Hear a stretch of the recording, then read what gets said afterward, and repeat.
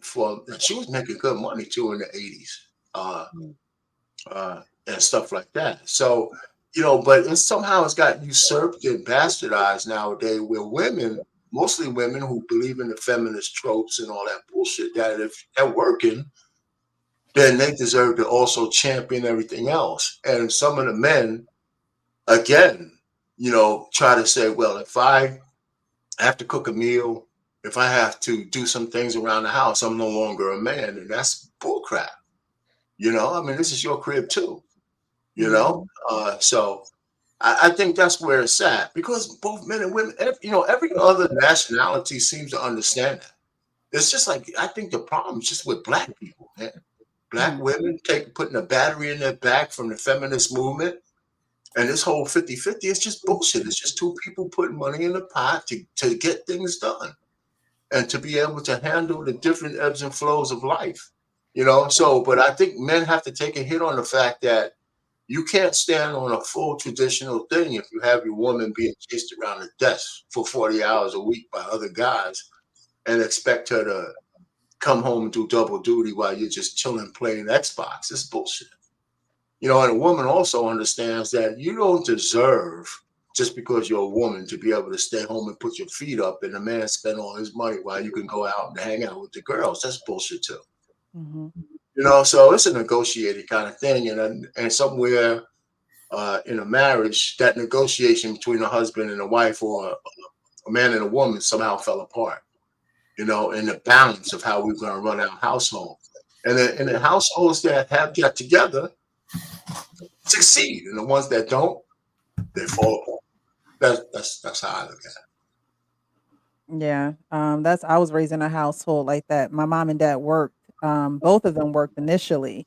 My mom had worked at the post office for years, I think over 14, 15 years. And it didn't dawn on me until I got older that my dad had went back to school to make more money. But when I was younger, I didn't know that that's what was going on.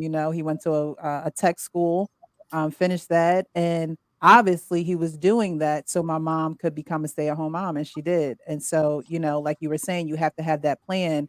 And the most important thing is you can't live beyond your means. You don't want to be house poor. You don't want to, be trying to keep up with the Joneses. I think James said that. You don't want to be trying to, looking in other people's yards and seeing what they drive and then what they doing because everybody's situation is different. So I appreciate that perspective.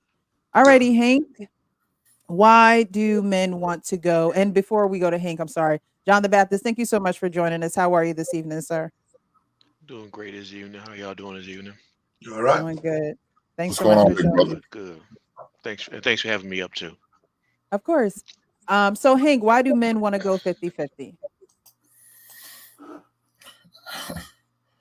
Man, I guess with the options that's out here now, I mean, they don't want to give it their all. I don't know. I mean, to me, that's a scarcity mindset, and maybe these guys are scared to invest fully into a lot of women because they don't see a lot of great options. Maybe I don't know. I don't believe in it. I'm not a fan of it. I'm a fan of one pot, and that's how me and my lady rolls. It doesn't matter if I make more than her. It doesn't matter. She make more than me. Whatever the case would be, it's one pot here. So, um, yeah, I assuming that's what it is. A scarcity mindset. They're worried about not putting their all into a woman because of maybe the options they see out there. I don't know. Okay. Thank you, Hank. John the Baptist, same question for you, sir. Why do men want to go 50-50? So I'm gonna claim ignorance for a second. I'm trying to follow the conversation. Are we talking strictly just money, or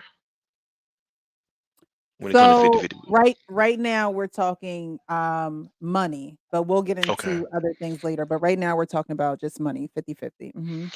Yeah. So if it's yeah, I don't do 50-50 in relationships when it comes to marriage. It's 100-100. Mm-hmm. And matter of fact, if anything, I'm gonna use the female's money for the bills, and then it's going to be divvied up to where 100% of the pies, her earnings and my earnings are both being used for the benefit of the whole house.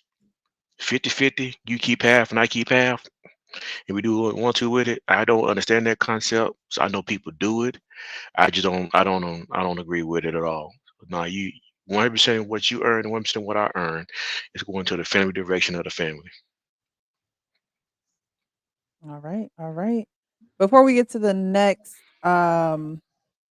video, I wanted to get through to some of these comments here. We have Quincy who says, "Fam, I never been married, but when I was hurt, I seen how a woman will leave you high and dry, so I be leery. However, it's good to see others have that type of support." He also said, "What men is given 100% effort and respect the role of the man." Again, John the Baptist, thank you so much for your $10 super sticker. Eve says, "Hey, Precious, thanks to you and the guys on your panel. I actually listen. Now I got a good man and I'm pregnant, and the next step is marriage. Thank y'all for the good advice. Let me find out y'all listening to the channel and y'all are prospering. I appreciate that. Thank you so much for letting us know that. Well wishes. Have a great pregnancy and tie that knot, girl. Tie the knot. Okay. All righty. So we're gonna get into the next video, and I have a question for you guys. Some men marry for love because they have money. True or false? We're gonna get into this video.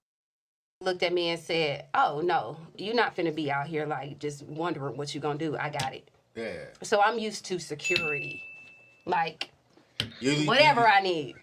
And I think you used to millennials security from what? the guy, Right. and they're used to giving it without feeling taken from or whatever. But the younger man these days, oh, it got to be 50-50. They not, oh, we gonna split this check. And do you know why though? Like, Which what? I'm not upset with the 50-50 mindset. Here's why. Because they're built wealth quicker than my generation. I got you. But these guys are wealthy. They're not No. without. Exactly. But it took them a little bit longer. Because this generation, like, Alex, my new creative director, right? His wife is also an influencer. Okay. So now you have two influencers, you know what I'm saying, coming together. That's going to make their income grow faster. Correct. Got you. My mindset is I'm really not. I got money. So my thing is like I want love. All right. So, true or false? There are men who marry for love because they have money. Do you guys see that often? Is that the sentiment of men when they marry? They're False. not marrying for No, love. False. You Not at think all. they're not marrying for money? They're Not at marrying all, for love. Presh. no. Let me hit Not at that button. all. Okay. I mean, Well, whoever want to go we first, go marry for ahead. love because of the selflessness that it is to be a man. Again, when we accumulate riches, it's to provide for our family. We automatically start thinking about other people. Mhm. Our aspirations are based on other people. We want the bigger house. We have the ambition and the drive because we want to provide for our families. And on the women's side, it's something different. And I don't know, why people fail to see that the most educated, the most graduated, the most employed, the most business owners, okay, so pay your way, pay your fare. If you could pay like you weigh, then you can stay. Like, and again, this is the naivety of 2023, because back in my day, in the 80s and the 90s, that's why you dated a fat chick, because she could pay like she could weigh and she could stay. She come to the park with a Thanksgiving meal for you, and that's a snack. Like, wait, that's a snack? Stuffing, cranberry sauce, and damn. Yeah, and that's why I date a fat girl. And again, they knew their place. Now, 2023, because their nails is done, they really think that they all that. But you just your nails is just done. So, people gotta understand, humble themselves, get out your own way, and I think you'll do fine. But if they do something different than that, you're gonna get different results. All right. King, did you want to go next? You felt pretty passionate about this. I can go. Okay. James. I can say, so I think it's like, so with a guy, right? If you have everything in the world that you want, right? He said he has money, you can do whatever you want, go on these trips, you can do all this type of stuff, right? We look at it like, okay, we got all this, but nobody to share it with, you know what I mean? It's for nothing. You know what I mean? So our mindset is, okay, I have to find somebody that I can make life easier for them, and they can give me something back too as well. So that's why a lot of guys, even like if they like millionaires, they wish they had them at a younger age and they grew with them.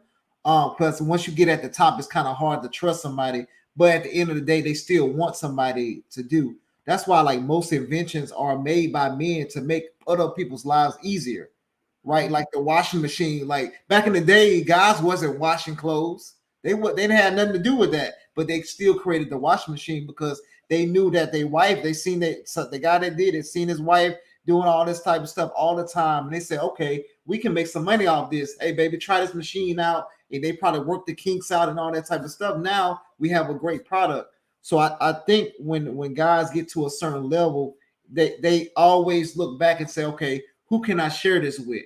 You know what I mean? If they don't have nobody to share it with, it's for, to us, it's for nothing. It's like it's a waste of money. You ain't got no legacy to give it to. It's so why I got all this money and I can't do anything with it when I'm gone. So that's why I think why he's kind of saying that. Right. Okay, I'm ready now. Okay, tu listo? I like AO. I love his content. I like his mindset. However, I think that if you poll 100 guys, you will get some guys, but I think it is a real small minority of people that would list, I would like to get married for love after I've acquired my wealth as the reason for doing it. I think that if you were to take a look at what the top 3 reasons would be, it would be like what James said, family / legacy, companionship, and maybe societal expectations with how people treat you, you know what I'm saying, once you're married. So I'm not saying that what AO is saying is invalid. I just think that it's a real small minority of men who are wealthy that are then saying, all right, I've amassed my wealth, now I'm looking for love. Yeah, that'd be a real small case number. Okay. Anybody else want to chime in? Pain? Yeah, I still don't know 100% where he's coming from. I think in general, too many men marry for love, and that's why they get burnt, right? Mm. And, I think a lot of men don't understand the power of asking a woman to be your wife. And so love, if you marry a woman for love without saying, hey, listen, is this woman worthy of being my wife from the standpoint of what she gives me to help our plan move forward? Me loving her is not going to get us there. It's just not. Is she going to be loyal to you? Now, if I'm a rich man, that's where, and she knows it, this is where I would have trouble with. Is she with me because I'm rich, or could she be loyal? Is she with me because I'm rich, or can she be exclusive with me? Mm. And is she with me because I'm rich? Does she respect me? These are the things that for me were more important than love. Now, I mean, I love my wife, but and I didn't really focalize this stuff back in the '80s. But when I met my woman, I was enamored with her. But I didn't marry her just for love and sex. It wasn't at Right. the top of my list. Mhm. She gave me a whole bunch of things for me to say, God, man, this woman is it. And this puppy love thing wasn't at the top of my list. It was for the spirit that she gave me. And I can see that then, and I see it now. Right? I see it. I saw it then. So if I was rich, I would never marry a woman just for love. I mean, because that's not sustainable from that standpoint. It sounds hollow to me for him to say that. What is she giving you? Does she love you back? So I think he's just talking, Mm. and I don't think he knows what the hell he's talking about. That's just me, Mhm. so because love is good, but society has proven that love is even fleeting. Mm. you know so and it's not enough to sustain a lifelong marriage. And if you're a millionaire, he sounds like a kind of guy who he fall in love with a woman and he'll give away everything he's earned when she divorces his ass because all he did was love her. That just sounds stupid to me. Anyway, so let me listen to that. I guess we can get it a little bit deeper, but I'll just land it there because maybe I just misinterpreted. And the chick who he was talking to, I didn't like what she said either. So I don't know. Maybe I'm just weird, man. I didn't like her entitlement sounding the way she was talking. Who the hell are you? What are you giving that's unique besides being cute? So let me just let it on. I mean, maybe I need to see the video a couple more times. I heard that. No, it's okay. All perspectives are welcome. Thank I'm you. done. Mr. He said, how about for you? True or false? So some men marry for love because they already have money. Is that true or false? Nah, you got me on this one. I said love. I think they marry for love. Again, like our Payne said, it could be disingenuous, you know. And for me, I think love is consideration. So I think that consideration, like I told you, to know that there's an upside to this. Like, I'm a sports guy. That one thing we focus on is somebody's upside. I get what you can do now, but in time, I'm Showtime at the Apollo. I'm New York City. We judge talent. I know how to pick a good person, and a good person hopefully knows how to pick a good me. And that's what I told you about the missus. Like, she walked up to me. I didn't know her from a can of paint. Like, again, I took so many people say I'm lucky and how'd you get her? I didn't. She walked up to me. So, all I had to do was prove to her she's a good picker. And again, I'm a good judge of character. I don't blame anybody but me. I look at intangibles. I don't look at no tangibles. I don't care about the size of your breasts and your butt. Do big boobies and big booty equal a blessing? That's a question for the fellas. Because Dropping a bomb. I heard Nice. fellas tell me they've met women that are voluptuous and are not nice. They've never been accommodating. They're not pleasing. They always think they need to be compensated and given something for their voluptuousness. And I come from the 90s, Halle Berry and, Lisa Bonet and the girl from Groove Theory. These girls wasn't voluptuous. The girl from In Vogue, these were the girls we fawned over. So, I don't know where these guys come with, they need the big booty, and that's why these girls got to get the implants. And y'all have all of that. I'd rather have a girl with good character, good qualities that sees the upside in me. I don't care about the size of her booty. And that's where doo-doo comes out. Oh, little booties matter too, okay? I was gonna add one little thing too, because you guys, you got to be careful with those type of women, because those women are getting all the attention. Just like when men get all the attention when they have the money, though, you see how guys will act, right? They don't want to really settle down. Those type of women not too. So you got to be careful with that. So he said that's a bar right there. I hope y'all caught it. It ain't your booty, it's your beauty. So no, I'm just kidding. All right, so Hank, how about for you? I guess I'm gonna be a heel on this one. All right. Look, now ain't nothing wrong with a big old ass and big titted now, guys. Don't get that messed up. I have no problem with it. I love it. But the most important thing is what's between her ears, man. That's our biggest concern. Can she hold a conversation? Can she hold my attention other than her looks? You know what I'm saying? Can she make me laugh? Can she make me question? Can she make me think? Does she stimulate me more than just sexually? All of those things are very important to me. Is she willing to be on the plan? Whatever plan I may have that's going to help us be successful, is she willing on doing that? Now, as far as this video, I guess I'm like, Payne, I don't know, man. I don't know how to take that video. I really don't. But with that being said, guys just need to make sure they need to do what they need to do and make sure they are actually asking the tough questions. I know people get upset when I say, but I interrogate them. I'm not going. I'm interrogating. I'm putting the FBI spotlight on them, and I'm asking these questions. I'm using scenarios. I'm using examples. I don't care if it's stars or the common Joe. Whatever way I can get the answers that I need and I'm looking for, I'm going to get.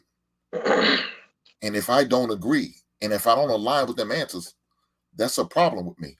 Now I'm gonna give you the opportunity to show me you about what you say, because now it's not just about talking. I need to see it in your actions. because talk is cheap. That's what we say where I'm from. I speak louder than any words. Now, if you don't talk the way you act, now that's a problem. You just putting on the front. You're lying to me. Oh, this is for the gram. Yeah, I'm gonna let these other brothers who shallow and just look for the beauty about you. I'm gonna let them dudes have you, and I'm gonna go and move on to something real. Hey, John, before you go, let me just say this, and real quick. Being on these panels kind of makes me reflect back to when I was courting my wife. We had so many meaningful conversations, always starting from the standpoint of me asking her or telling her that I don't need another girlfriend. What are we going to do? What are we going to do something with this relationship? And that was before I made a proposal or anything. I just say, what are you looking for? And we talked a lot about a lot of stuff about what it would be like being together, and let me just land it there. Go ahead, John. Yeah. So to answer the question, are there some men that get married for love? Answer the question, yes. I think there are some men that get married for love. Do I agree with it? I don't like using the word love because in American dialect language, I don't think we understand what the word love actually means. I think we confuse love and with the emotional type of feelings of how we feel about somebody.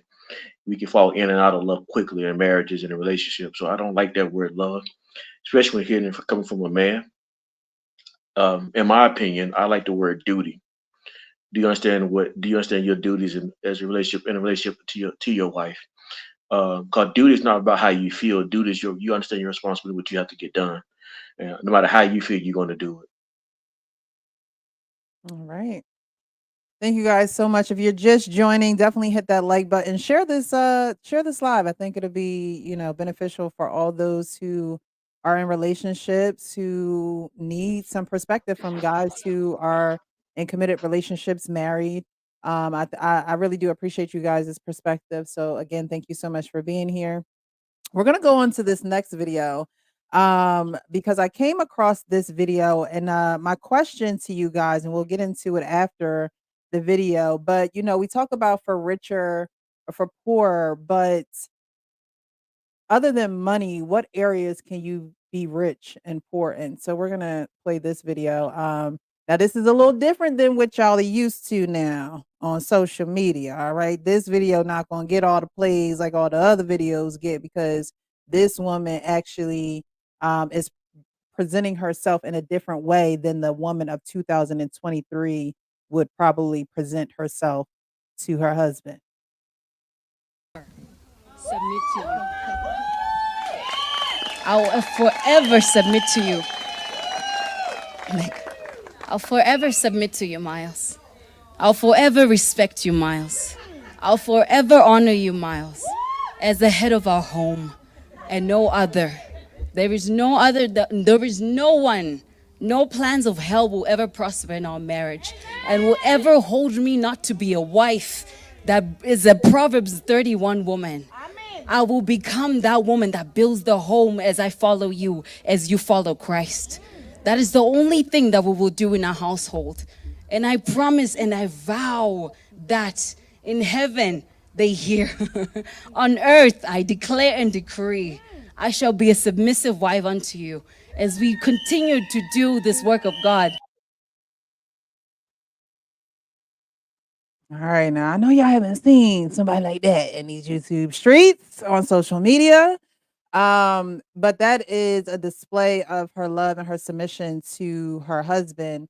And men aren't with women, in my opinion, and you guys can correct me if I'm wrong, but men aren't necessarily with women for their money. So I want you guys to kind of dive deeper into, we hear for richer, for poorer, and we think money, right? But what characteristics can someone have that displays rich characteristics or poor characteristics? James, I we'll want to start with correct something right quick. you. Uh-huh. The narrative that men are not with women for money. Okay. I totally disagree with that. Okay. I'm not with them. Okay, I'm gonna be clear. I'm gonna make sure I'm concise. Precise. Whatever value she has, bring that value to me. Hmm. Don't leave your value. Bring your value with me. It includes money. Whatever value you have, bring it because it's only you're bringing what makes you great into the marriage. If it's your money, if it's your character, if it's your personality, if it's your ability to submit, if it's whatever greatness you have, don't leave a portion for somebody else and then Hmm. bring what's left over to me. Bring everything that's instilled into you from your parents, bring that into my house. Okay, I stand corrected. All right, so you guys want to dive into the rich or poor characteristics that I'll give it a you can shot. have. Hmm. When I see that, I've seen that video several times, and Hmm. it kind of chokes me up, the kind of devotion that she's showing to that man, Hmm. uh, a little bit. And I don't think it was overkill. That's her vows to him. That's her promise to do whatever it takes for their marriage to be successful.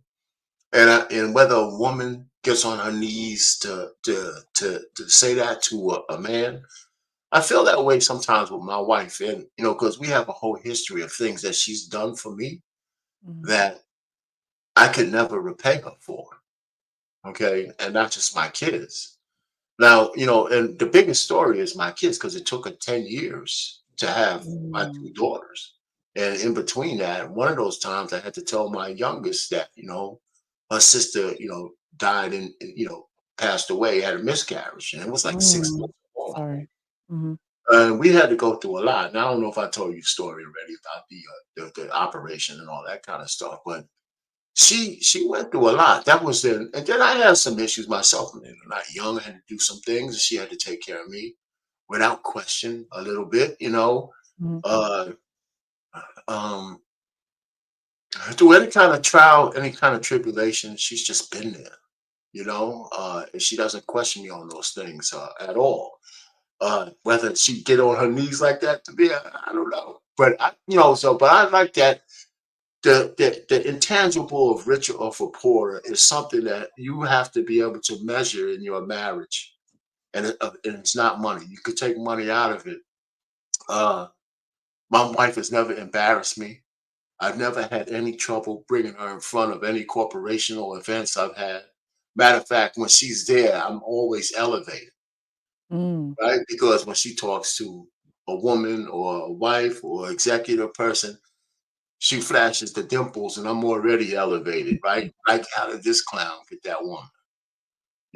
So, and she doesn't have to force that. My family took to her and she took to my family real quick. So, yeah, so there's a lot of intangibles that you get in a marriage like that, and it's nice. It's nice to have.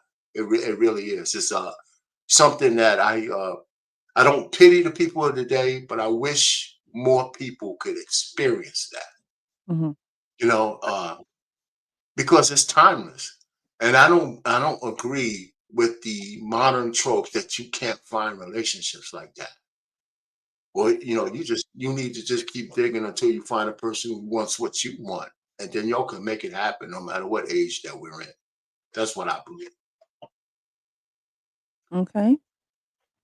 Go ahead. I'll go up to Mr. He said, for rich or for poor, without speaking about, money and like Arpane was saying, the intangibles, what are some of those? What was it that, was rich within your wife? And I think you kind of spoke on this last show, but for those who are watching now, the richer for poor, without speaking about money, how did that help you guys come to matrimony? Um, that's a great question.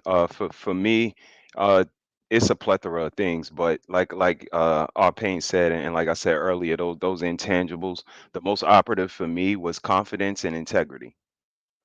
Because again, we were gonna fledge our own family, Presh, and you need to have the confidence and the integrity to uphold our family values, to take what we need from, our family, the what to do or what not to do or whatever the case may be, but have the integrity and the confidence to uphold that, to again wave our flag the way we do, to uphold the Harris name the way we do, and stand on our principles, even when we know, people are going to come and be naysayers, and people are not going to agree with our position, but we continue to hold that. And again, the confidence and the integrity was the most operative, intangible things that I seen that made her one of the richest women in the world, in my opinion. Mm, confidence and integrity. Okay. How about for you, the actual King Smith, the intangibles um, didn't have to do with money. How would you weigh those things going forward if you were to make the decision to be married again? I don't have an answer right now. Okay, that's fine. James, the intangibles, how important were those things when it was time to say I do to Lady Di? Man, honestly, so I knew from like a young age, like with love for men, what we see is we basically saying somebody that's gonna be loyal to us and be able to sacrifice right their wants and their needs in order to for the greater good. Because guys we always taught at a young age that you have to sacrifice for the greater good of everybody else, right? Even as for a basketball team, you play sports, you might have to play less minutes. You probably have to pass more. You think you got the best shot on the team, but that don't matter. You got to make sure you run the play. So I think if a woman is able to play her position, play that part, just like how a lot of guys we had to do, we feel like more of a unionship. And how guys in the locker room are. We like brothers. So bringing that type of love and care and some of the intangibles are like having like that and having like peace, happiness, being able to trust, not being embarrassed, right? Like if it's been times where me and my wife been out at Family Gathering and she bring me my food, what I mean, and all the other wives like what? And then all the husbands looking at me like, what I'm saying, what, you got your wife to do that, and what I mean, type of stuff. And what I mean, she wasn't embarrassed to do that. So what I mean, just like how the wife got on her knees and what I mean, did that in front of her whole family, so that's major to us. And guys, what I mean, your husband will respect that, your husband love that. Ladies, stop trying to be like the other women and being miserable like them. You don't have to be like them. What I mean, show your man that respect, what I mean, that love and care, and he'll make sure you're taken care of. Hmm. I agree with that. One thing about that video, before we move on, that got me was she's on her knees, she's submitting to him in a way that you don't see often. But the other thing that I liked about the video is that she had women in the background cheering her on, pretty much to say, this is how you show reverence to the person that you're about to spend the rest of your life with. And we're actually going to get into some Tyrese and Samantha Lee, because we all know she said she ain't had no people in her corner to support her. But that was one thing that stood out to me as well, where she had the support of others. Like, yes, girl, that's how you do it. So I enjoyed that part of the video. Hank, how about for you? The intangibles, how important is that when we talk about for richer or for poor, and we're not talking about money, but those intangible things, how important is that for matrimony for you? It's very important. But first things first, I'm gonna say, King, you have been a terrible heel today. I don't know what's going on with Oh, you. You've been a terrible heel. Hey, roll tide, man, roll tide. We all right. Oh man, no, but on a serious note, yes, it's very important. I mean, other than money, it's probably the most important thing other than money. You know what I'm saying? Just the intangibles, just to when she's knows there's some things that she needs to change or correct that I don't like. She's willing on doing that. I don't know how many women who will be okay with when I sit there and say, I'm not a fan of the girl trips, and willing to shut that down and have the conversation with her girlfriends, letting them know I won't be on no more girls trips. Mm-hmm. I don't know how many women would be willing to do that. Matter of fact, they were trying to negotiate and try to say, well, what if I do it, once or twice a year? Right. And more than likely the man gonna fall, well, okay, if it's just once or twice a year, I'm okay. No. I said none. Now, tell your girlfriends I'll be there. I'm not gonna go to the same little bar y'all be at, but I'll be in the same vicinity. We're gonna make us a couple trip. Mm-hmm. And she's okay with that. And her first question, would it be right for you to do the same thing? I said, ma'am, I'm not gonna ask you to do anything that I wouldn't be willing to do myself. So if I'm not willing to do it myself, why would I put that on you? I know that's not fair. I mean, I got to be a selfish son of a gun if I were to try to do some shit like that. That's not me. So for her to be willing to do that and to make that adjustment quick, fast, in a hurry, it wasn't a long game thing. It wasn't like a 2-year plan. She didn't need to go to no AA meetings, girls travel rehab, or none of that stuff.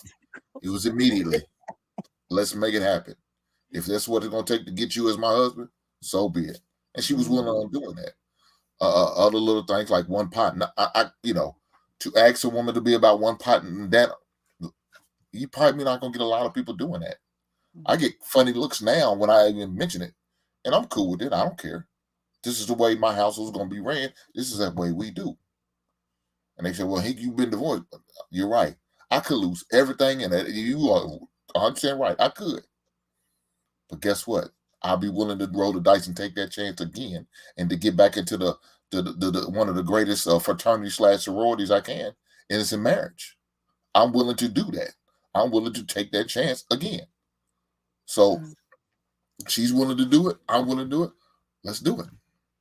Those are the intangibles that the expectations that I have that she's willing to change. When I correct about being agreeable or want to be argumentative, these are things she's willing to make adjustments. I don't, some people just not willing to make those adjustments. They still won't feel like they got to get it off, but she's willing to be respectful and do the right thing. Mm. So the little things like that, that's very important. That's going to keep your mind right. That's going to give you peace. I mean, what's the one thing you making nice money, but man, she's sending you through it. As soon as you walk through the door, she's nagging and on your ass. God damn. Hell no, ain't enough money in the world worth that. So, yeah. Can I add one more thing, Miss Precious? Yeah. Yeah. So as I meant to say this earlier, but I was, got sidetracked with that first statement I made. But I wanted to just get a humble brag about my wife. When I first met her, I met her in the military, and one thing I noticed about her was that her ability to, once there was a system in place, she was a great supporter. And I saw that in the military. I learned that. And so that would translate into marriage. And I can really say for rich or for poor, that quality about her has been through our marriage for 28 years. Once there's a system in place, once she knows what's expected of her, no questions asked, consistently going to get done. And I think that's a quality of commitment for that rich and poor we're talking about. That through the good times and the bad times, that quality that if a woman can display that quality from the beginning throughout the middle all the way to the end, that lady who submitted in their wedding by getting on her knees and submitting to her husband physically, to show what I'm looking for, literally and figuratively. Mm-hmm. If she could do it throughout the marriage, that's what men are looking for. That's the quality that men are looking for. Yeah. Not every woman has the ability to follow, right? You said there's systems in place and boom, she's right with it.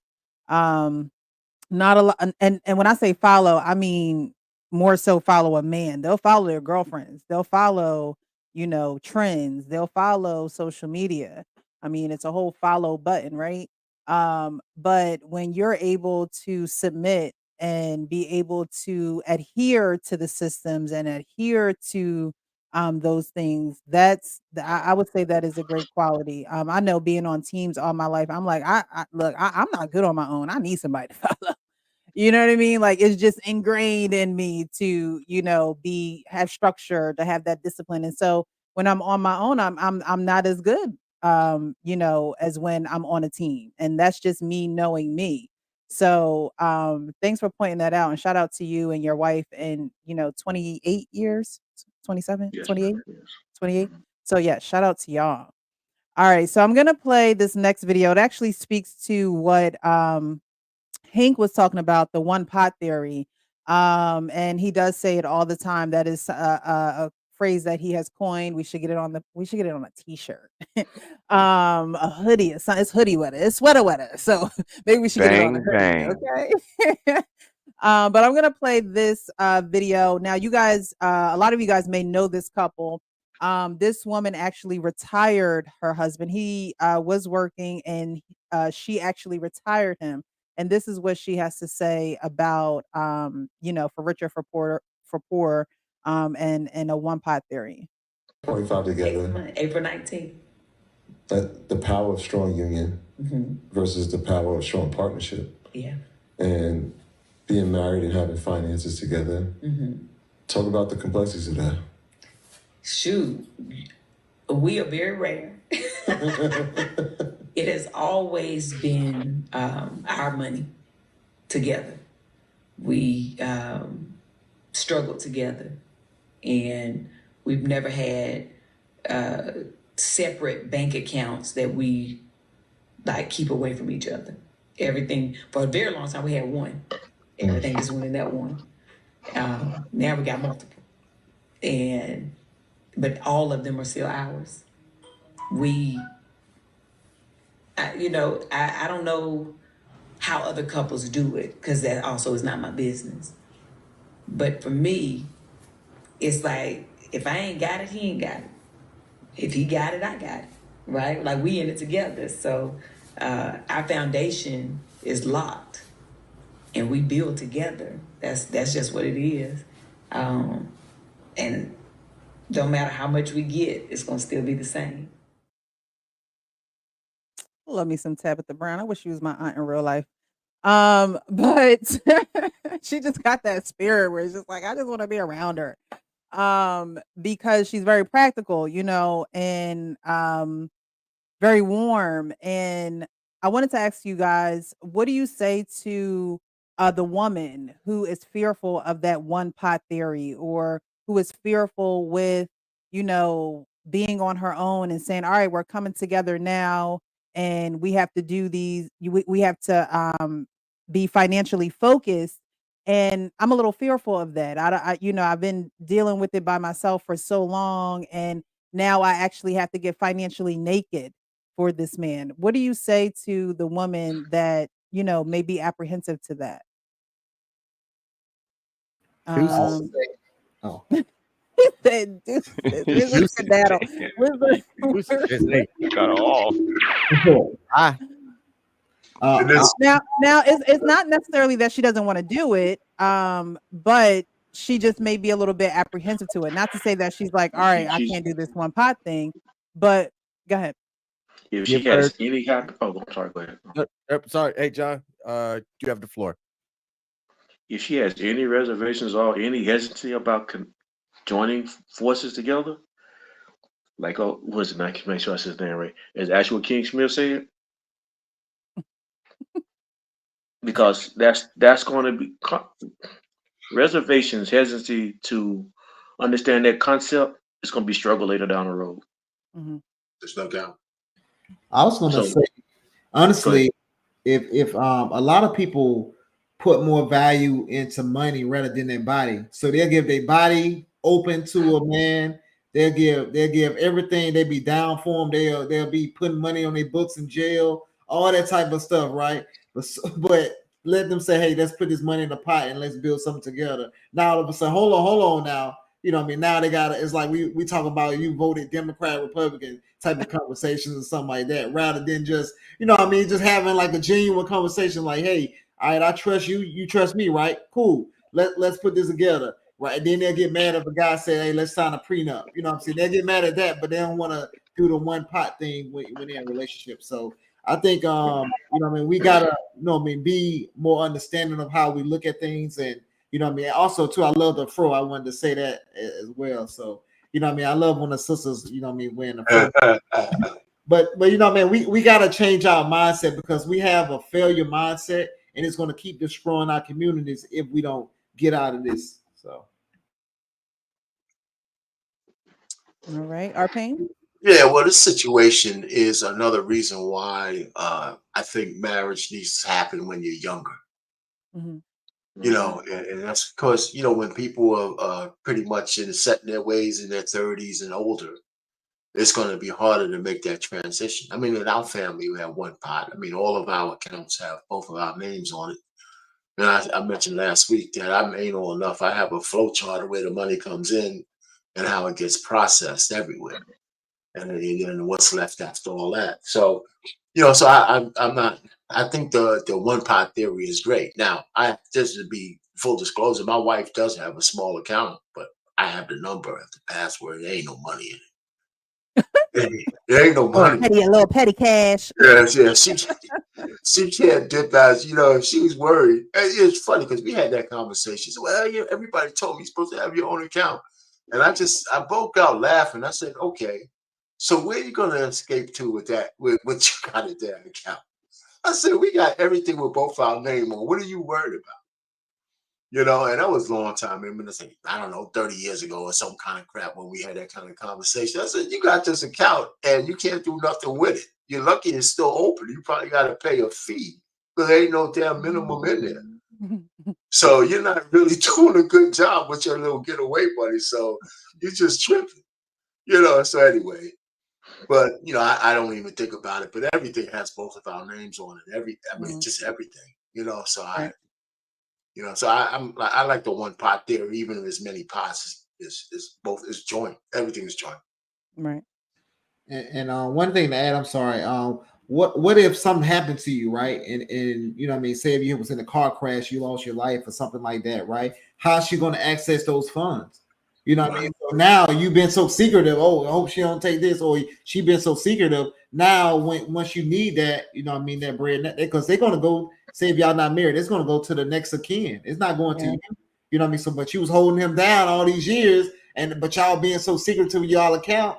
No, that money don't go to you. It's gonna go to his mama, and hopefully he got a good mama. Talk about it, James. Talk about it. I told her Mrs. Drain everything, like, because they're gonna make you give the death certificate, and how our financial institutions do. So listen, drain everything one day at a time if you got to, but get all you can get, liquidated until you got to produce paperwork and all of that. But no, and again, you got to have these provisions in place. Again, if y'all talking about who's paying for the first date, or don't ask me how much I weigh, y'all are missing the point. Y'all need to be talking about a lot bigger conversations and bigger, intangible things to see if you guys are compatible for a relationship. Sorry to butt in, y'all. No, I mean, let me answer Eve's statement first.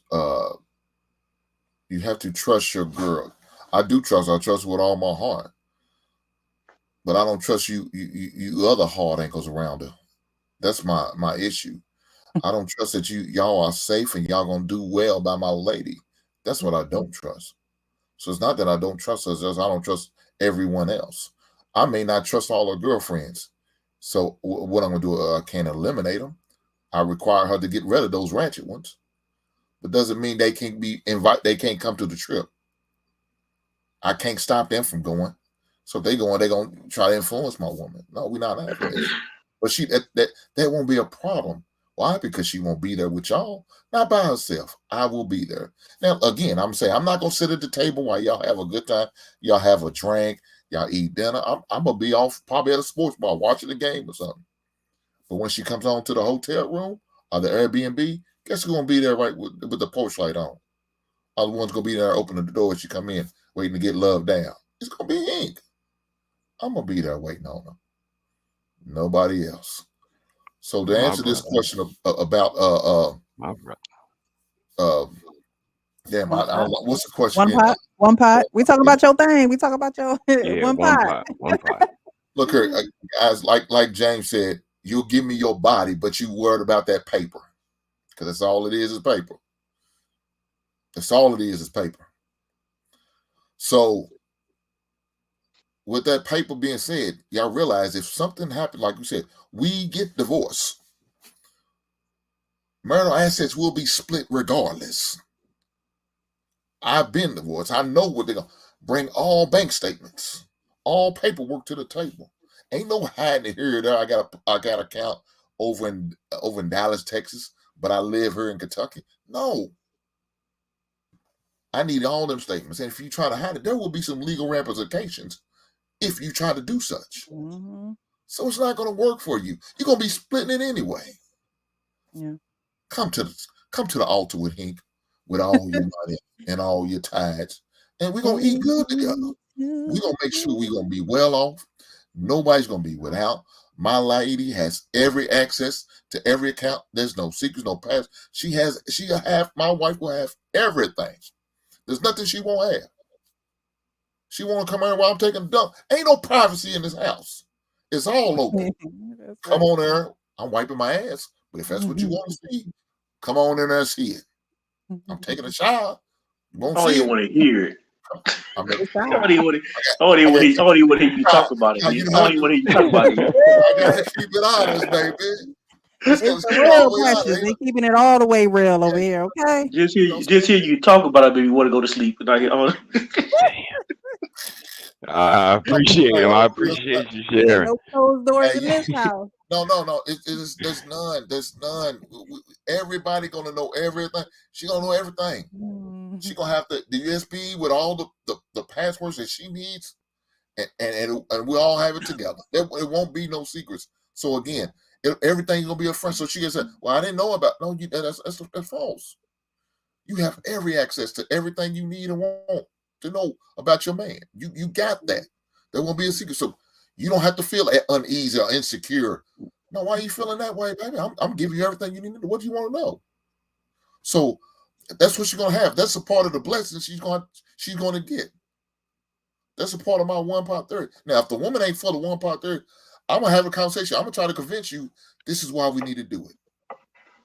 Now, if you're not willing to move on that, neither am I. Like I said, I'll leave you at the restaurant and keep it moving. I maybe missed the good times we had, the intimate moments we had, but at the end of the day, it's about these standards that I will not move off on.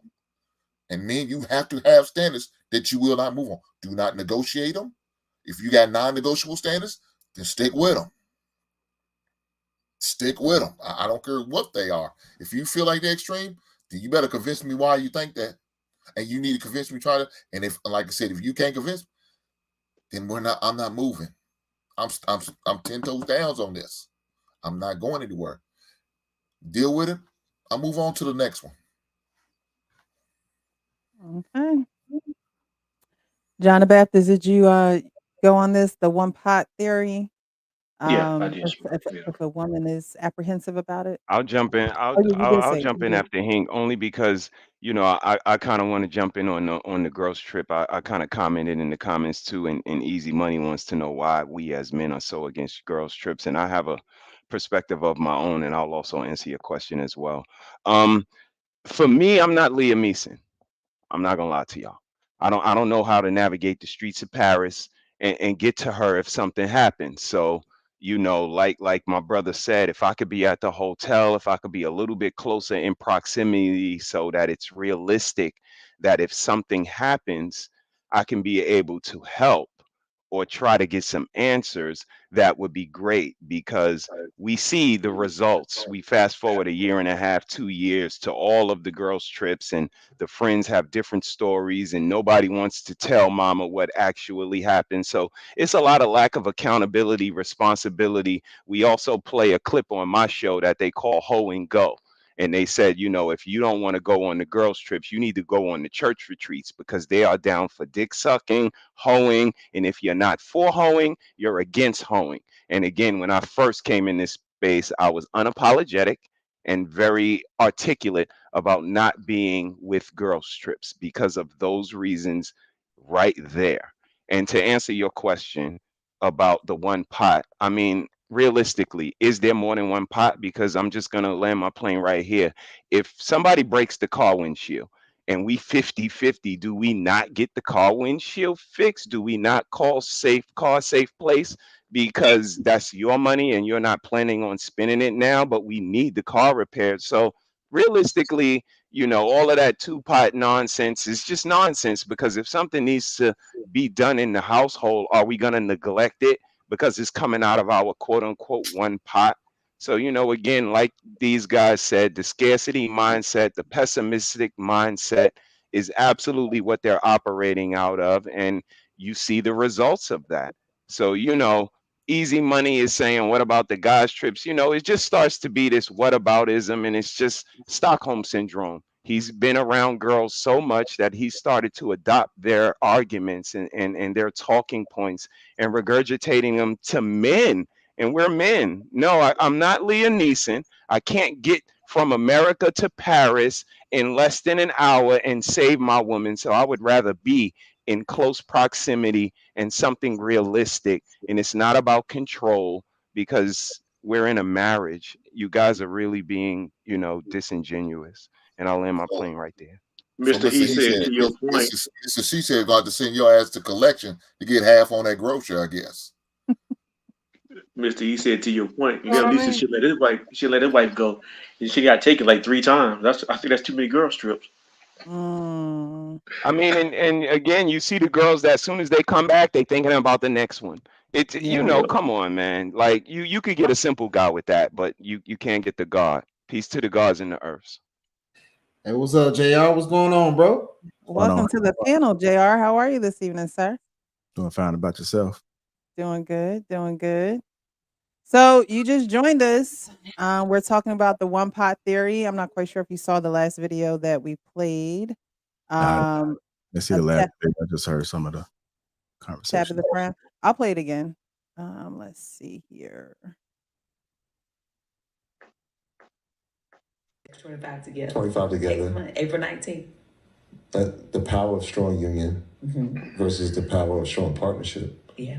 And being married and having finances together. Talk about the complexities of that. Shoot, we are very rare. It has always been our money together.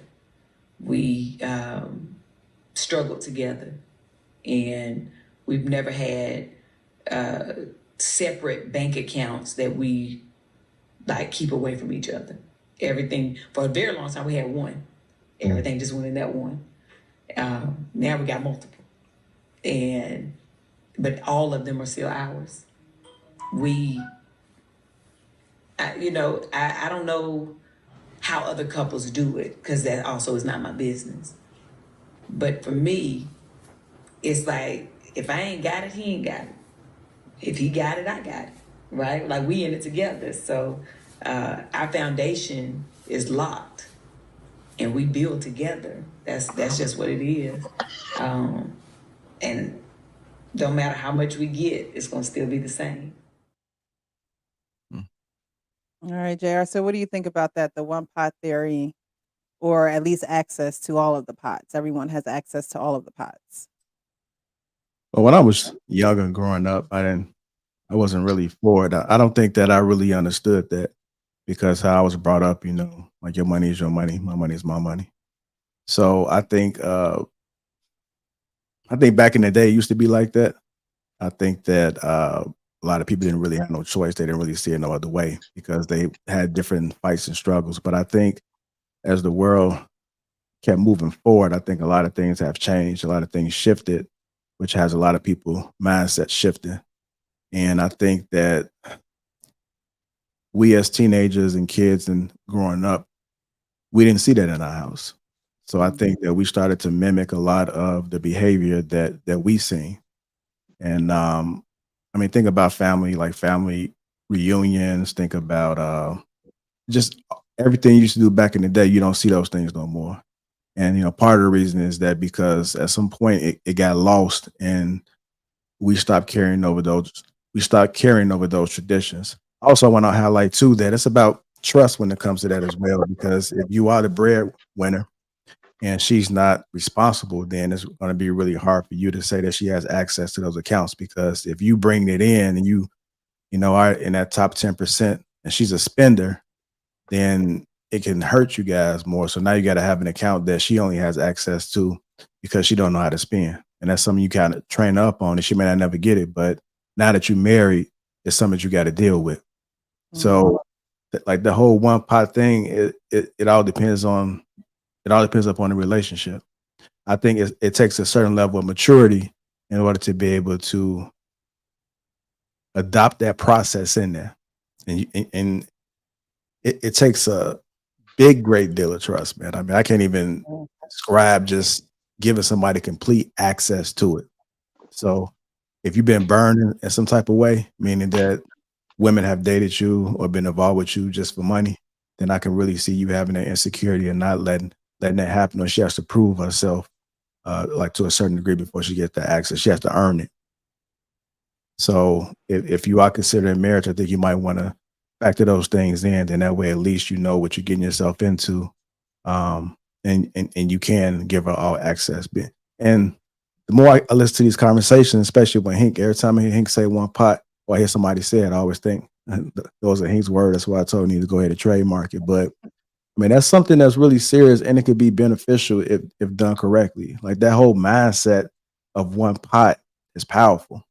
But I think that everybody has to, that the two people have to agree to it and want to see it all the way through. Sure. I was going to add, so like you got to be able to test your wife. Like even with me and my wife, right before we got together, I did a little test on her, right?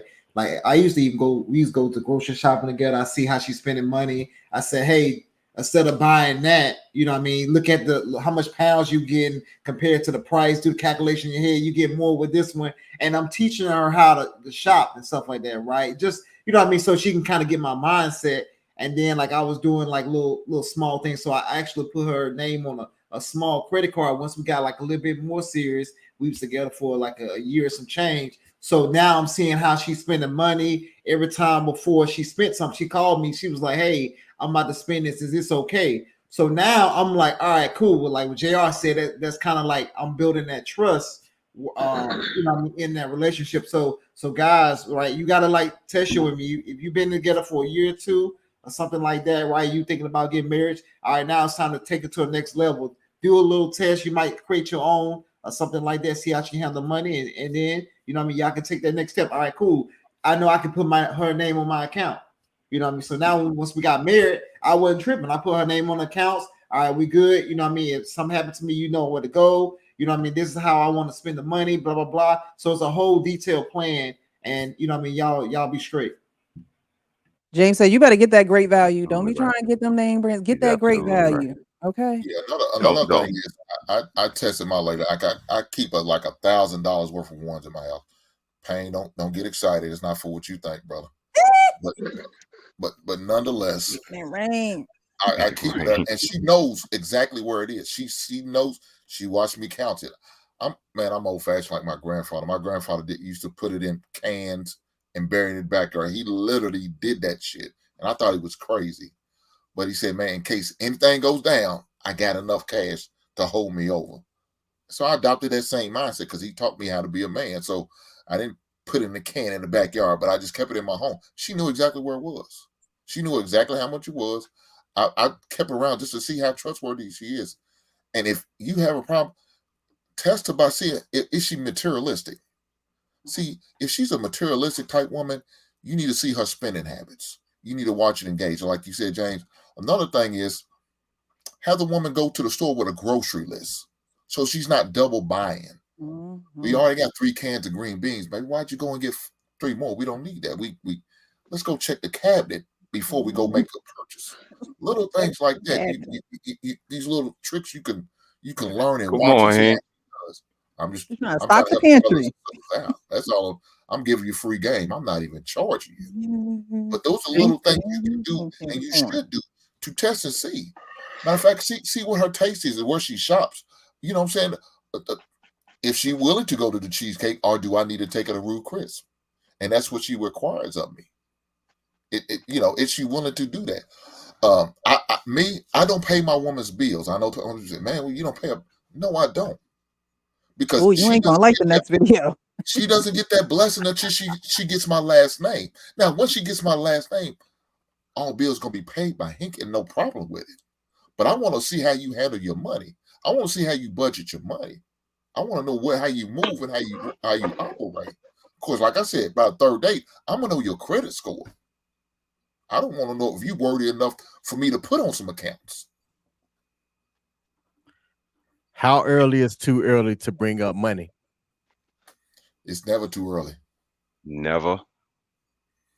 Because What that's an eliminate. what aspect of money are you That is a talking about? standard I will not move on. Those are one of my requirements. My there's 10 questions I'm gonna ask you. I'm gonna have of you, and you got to get a passing grade. So that's 7 or better. If you get a 6, you fail. Those are one of my 10 questions. What is your feelings on one pot? What aspect of money are you talking about? How soon are you talking about it? Oh, my bad, Hank. I thought you was talking. Like I said, by the third date, I know your credit score is close. So by the second date, the conversation about money is gonna come up. Let me bring my real life here into this. So I am dating someone. The person who I am dating, James knows personally. He's met her. I've talked about, it very publicly and very openly. I'm not sure if I'm interested in getting married again. Now she's aware of this. This is not news to her yet. We are talking long term. You know what I'm saying? At least looking at life together and what that can look like, not being married, right? And one of the things that is important to me, especially when it comes to the topic of for richer or for poor, even though, like I said, I'm not looking at marriage, it's still the house economics of everything. How do we pay for the things that we're talking about doing, the traveling that we're planning on doing, the eventual rent or mortgage or whatever that, her and I have.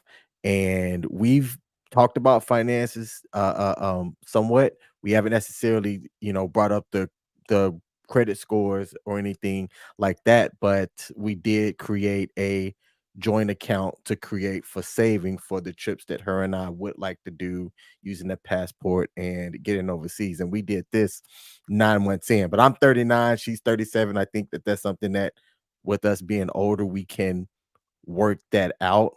But I'm hearing that younger, folks in their 20s aren't necessarily interested in even trying to do that. So I just kind of wanted to get y'all's take on that. Can I ask you a question, King? Go ahead. Are y'all planning on having any kids in this relationship? I cannot. That's another thing that we had also talked about as well. When I said I can't, I got snipped after my one child. I never really wanted a lot of kids. So that's something that we got into our relationship with her knowing. Okay. Because that would change all the dynamics, if y'all talk about kids too. About her, does she have any kids? No. She don't want kids?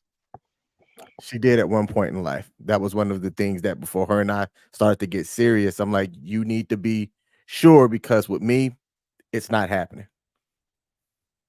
So what about adoption? Would you be willing to adopt if she decided she was willing to do that? Yes. Go ahead, King.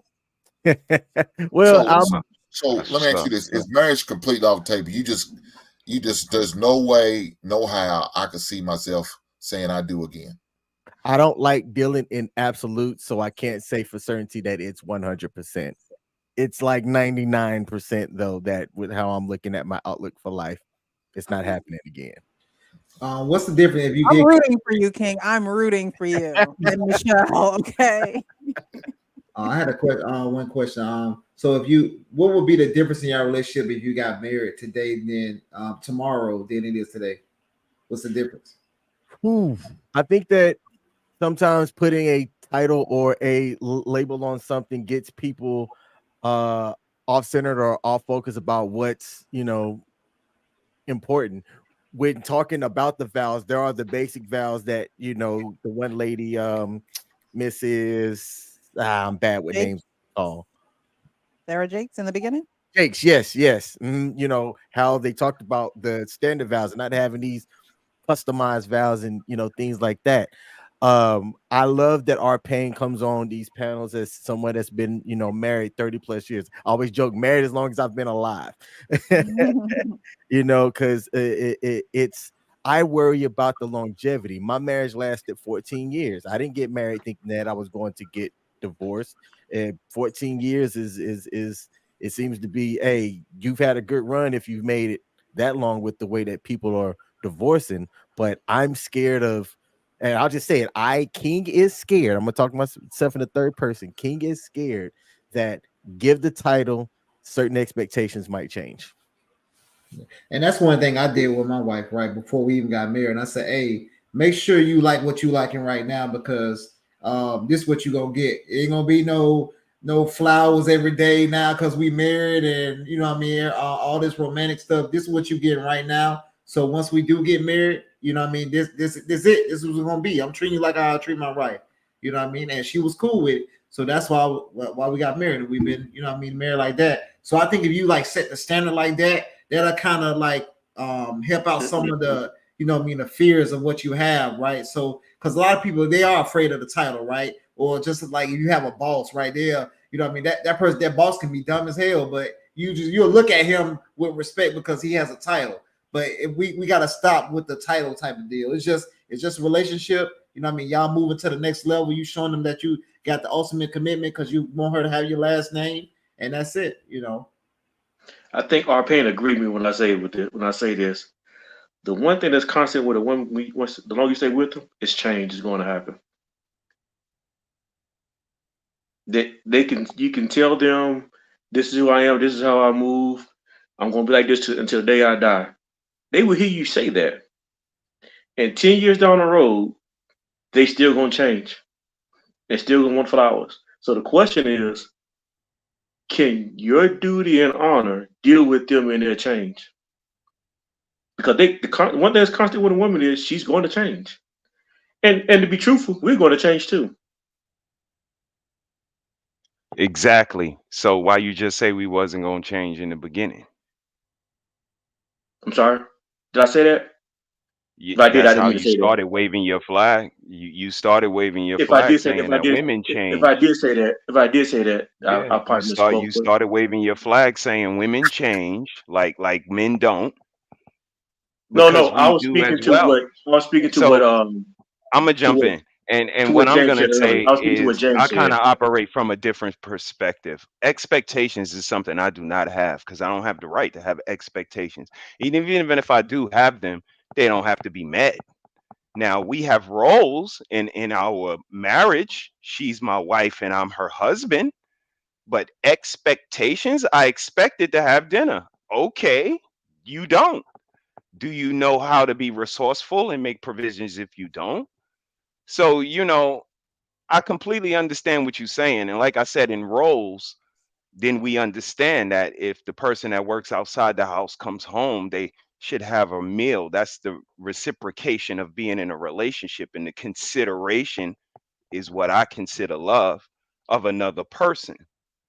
But expectations, okay, you can have them, but I ain't got to meet them. And if you judge me for not meeting them, maybe we shouldn't be together. But again, I think a little different from everybody else.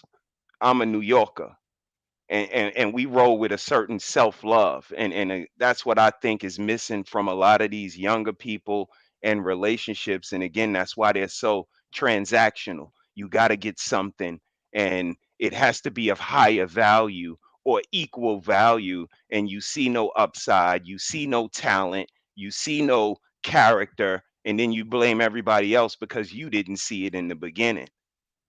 So, again, I wave a different flag. I think you should have a certain level of je ne sais quoi before you even come into a relationship. And if you don't have it, you don't have anybody else to blame but yourself. So there's no guarantees in this. All's fair in love and war. And it's not different for anybody inside of these boxes. And I Hey, land my he plane. said, you know what you said that I agree with you about the expectations. One of the things that I really dig my wife for is because I don't have solid expectations for her. I appreciate the things that she does for me because she chooses to do them. It like makes all the difference in the world. I mean, you know what I'm saying? She chooses to do stuff for me, and I choose to do stuff for her. I believe she's been faithful all these years, not because I put some governors on her or society did or anything. She is because she chose it. And that makes a lot. Faithful to her because I chose to be. And the funny thing in these streets, it's really not that hard not to smash a lot of women. It really is. It's not really that hard.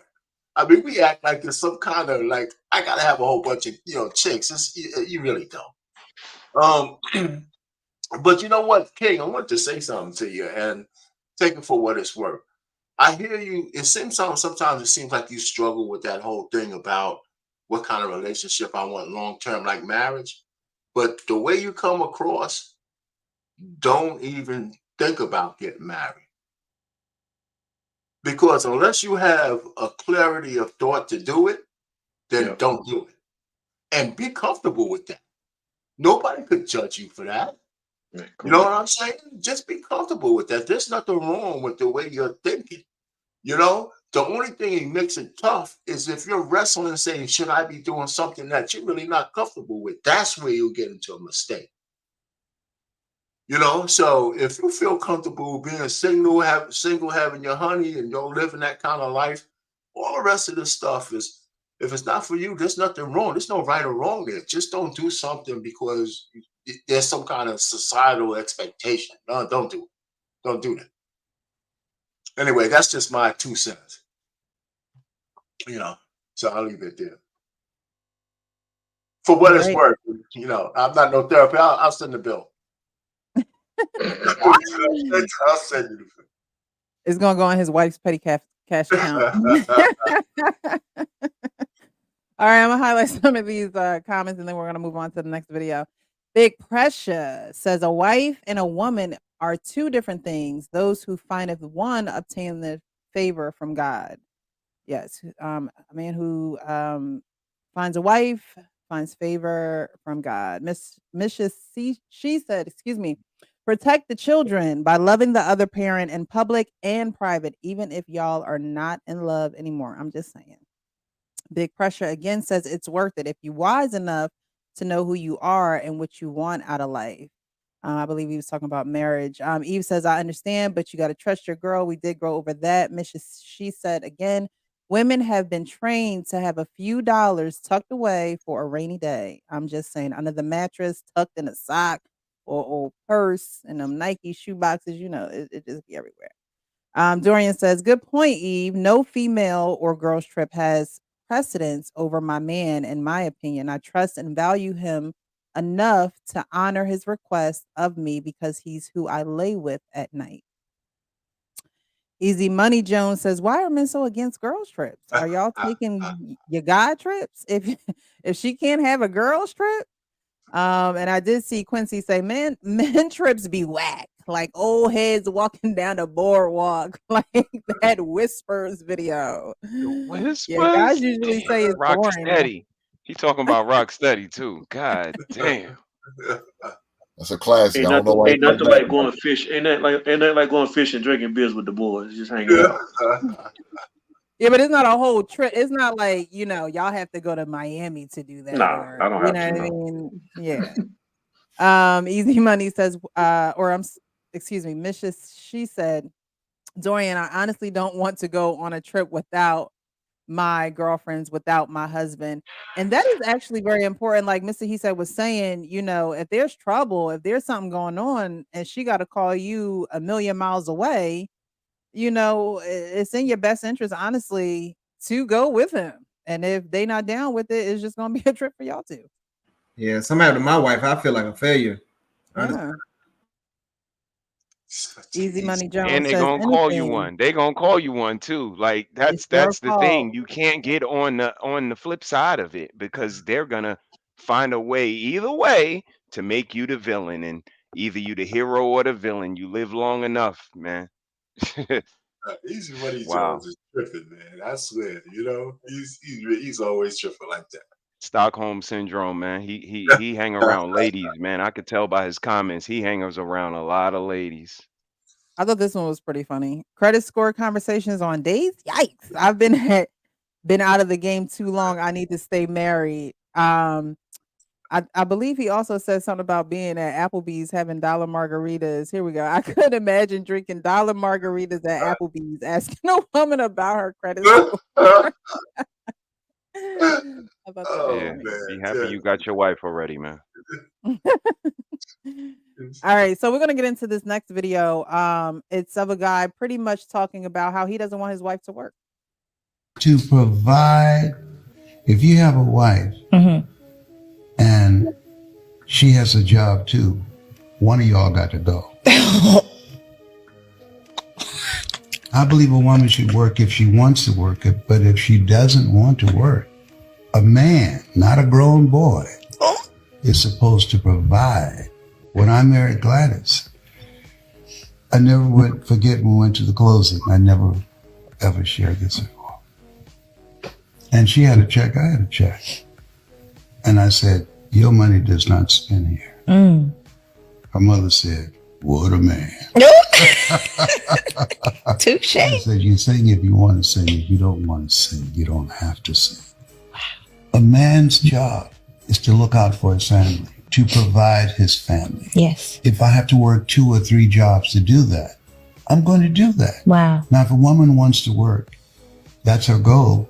Whatever money that she earns, she should keep that for herself. Yes. But not to pay bills. Come on. All right, guys, I want your reaction to that. And then I want to ask you a follow-up question. So what do you guys think about that video? Or So Payne, does I saw everybody you. know Les Brown? What'd you That's say? Les Brown. Les Brown is a well-renowned motivational speaker. Mm-hmm. If that's it, that's who that was.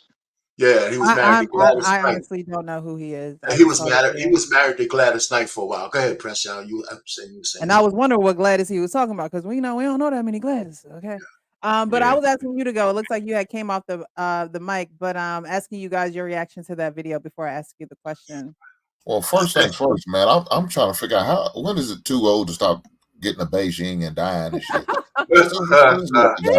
Oh, God damn it, man! What are we doing? It looked real bad. He put like he used a marker. You know what a black sharp is. To fill in. We can't keep doing this, old heads. Come on, bro. Come on. Yeah, I know. Boy, they doing his eyebrows, his hair, and everything. Boy, they got him clean, don't they? Bang, bang. Hey, that dark-skinned man was clean. What you talking about? What'd you say, John? That dark-skinned man was clean. What you talking about? I know that's right. Shout out for the dark-skinned brothers. But no, seriously, no, man, look. I know where he's coming from, this thing, and that's all good. In 2023, you know, it's kind of hard to sit there and let your woman afford to stay home. Average man can't do that.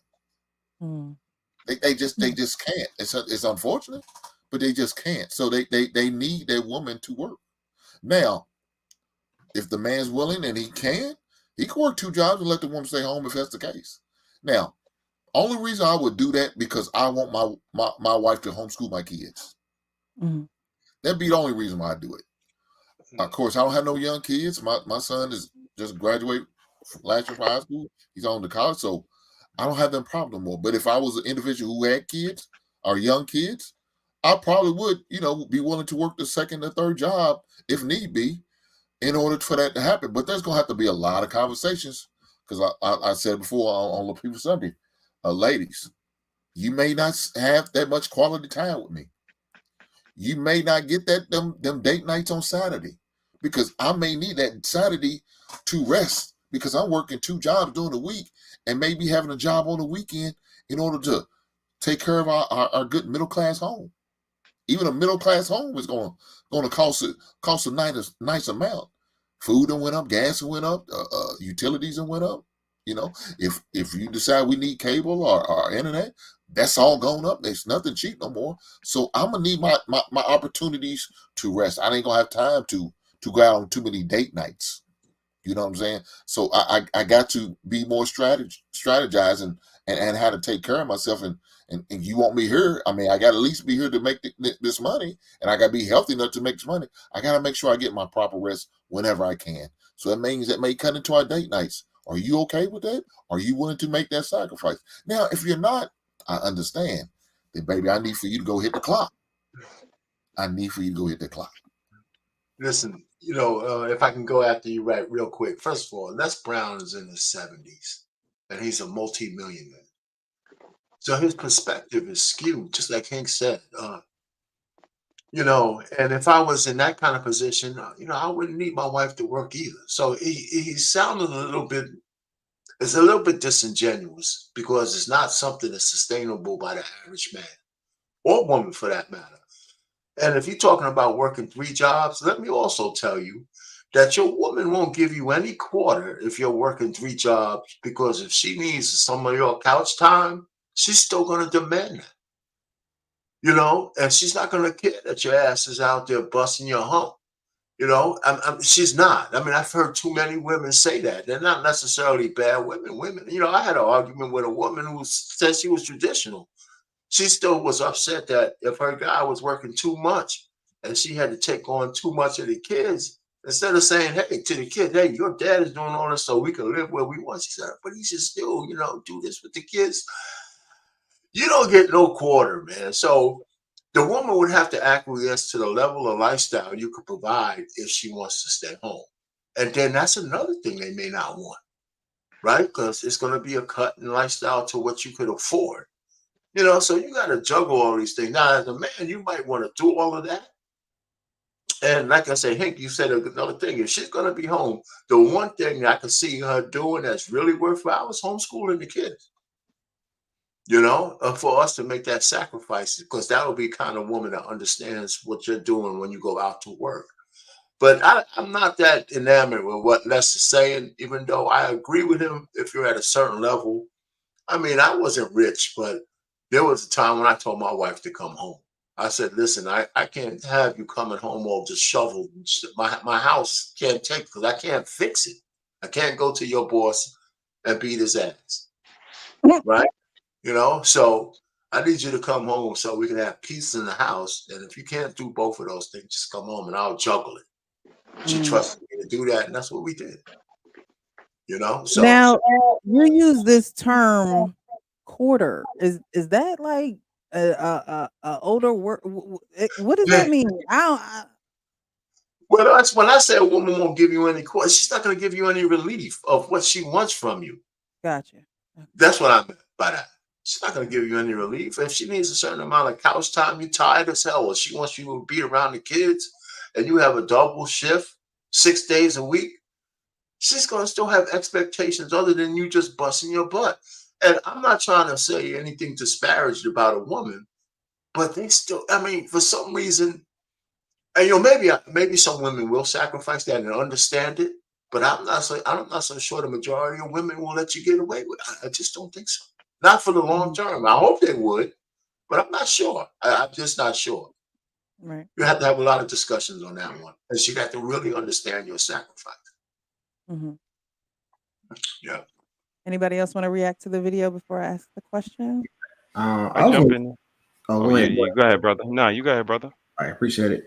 So I think this is why a lot of women are confused too as well. This is part of the problem, right? You have another man telling other men how to run a household, right? Rather than that man saying, hey, it's different ways that this can get achieved, right? Instead of me looking at it at my level, I'm not going to be so cocky to tell another man, hey, you need to go do this, you need to go do that, right? Because he might got other plans that I didn't even much think about.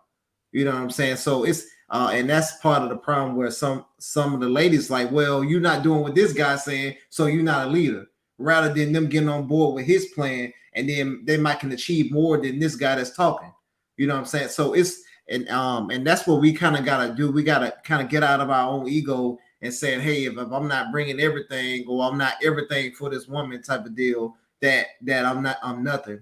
Rather than saying, hey, let's work as a team, right? Because women today, they have advantages that men don't, right? You can start a women-owned company right now, have your wife run it, You know what I mean? Have her be the face of the business, and you run everything behind the scenes. You begin government contracts. You can begin all type of different advantages just because it's a woman-owned business. I never said this online, but I was in the trucking industry. I had a trucking company. Yeah, I had a trucking company before, right? And it was women winning contracts over my company because they were just a woman owned business, you know. So you gotta make sure you putting your own your best foot forward. So if that woman can get you that advantage, now you can be straight. You know what I mean? So you gotta get out there, you gotta fail, you gotta be successful, and you gotta take all that wisdom, try all different ways, because no matter what, in each different age group, it's going to be advantages for the males. Sometimes it's going to be advantages for the women, and you got to exploit them. You both are on the same team. So if my wife said, "Hey, you heard about this new thing that just came out? All right, let's jump on it." You know. So it's a lot of different things. A lot of older school men that's kind of screwing it up and stopping a lot of real relationships to come together because of their ego, or I got to be everything for this relationship, rather than, hey, let's work as a team. I'm going to be the leader. I'm going to show you what we're going to do, right? You run your ideas through me. If your idea is better, I'm going with that. All right, cool, let's go. Rather than, we got to get out of the way of that stupid thinking. Thank you. I'll JR, jump did you in. see that video? Oh, okay, go ahead. Oh, I'm sorry. Nah, you go ahead. You go ahead, JR. I'm sorry, brother. No, you go ahead. You go. I'll go after you.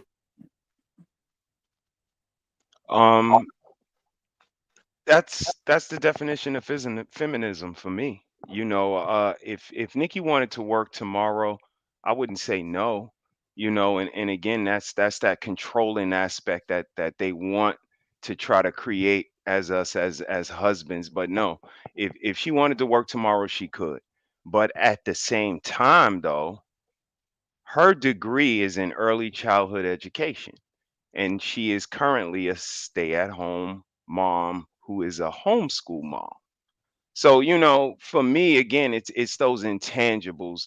You know, the modern women of today. We're not gonna say all. We don't want to offend anybody. We're not saying all.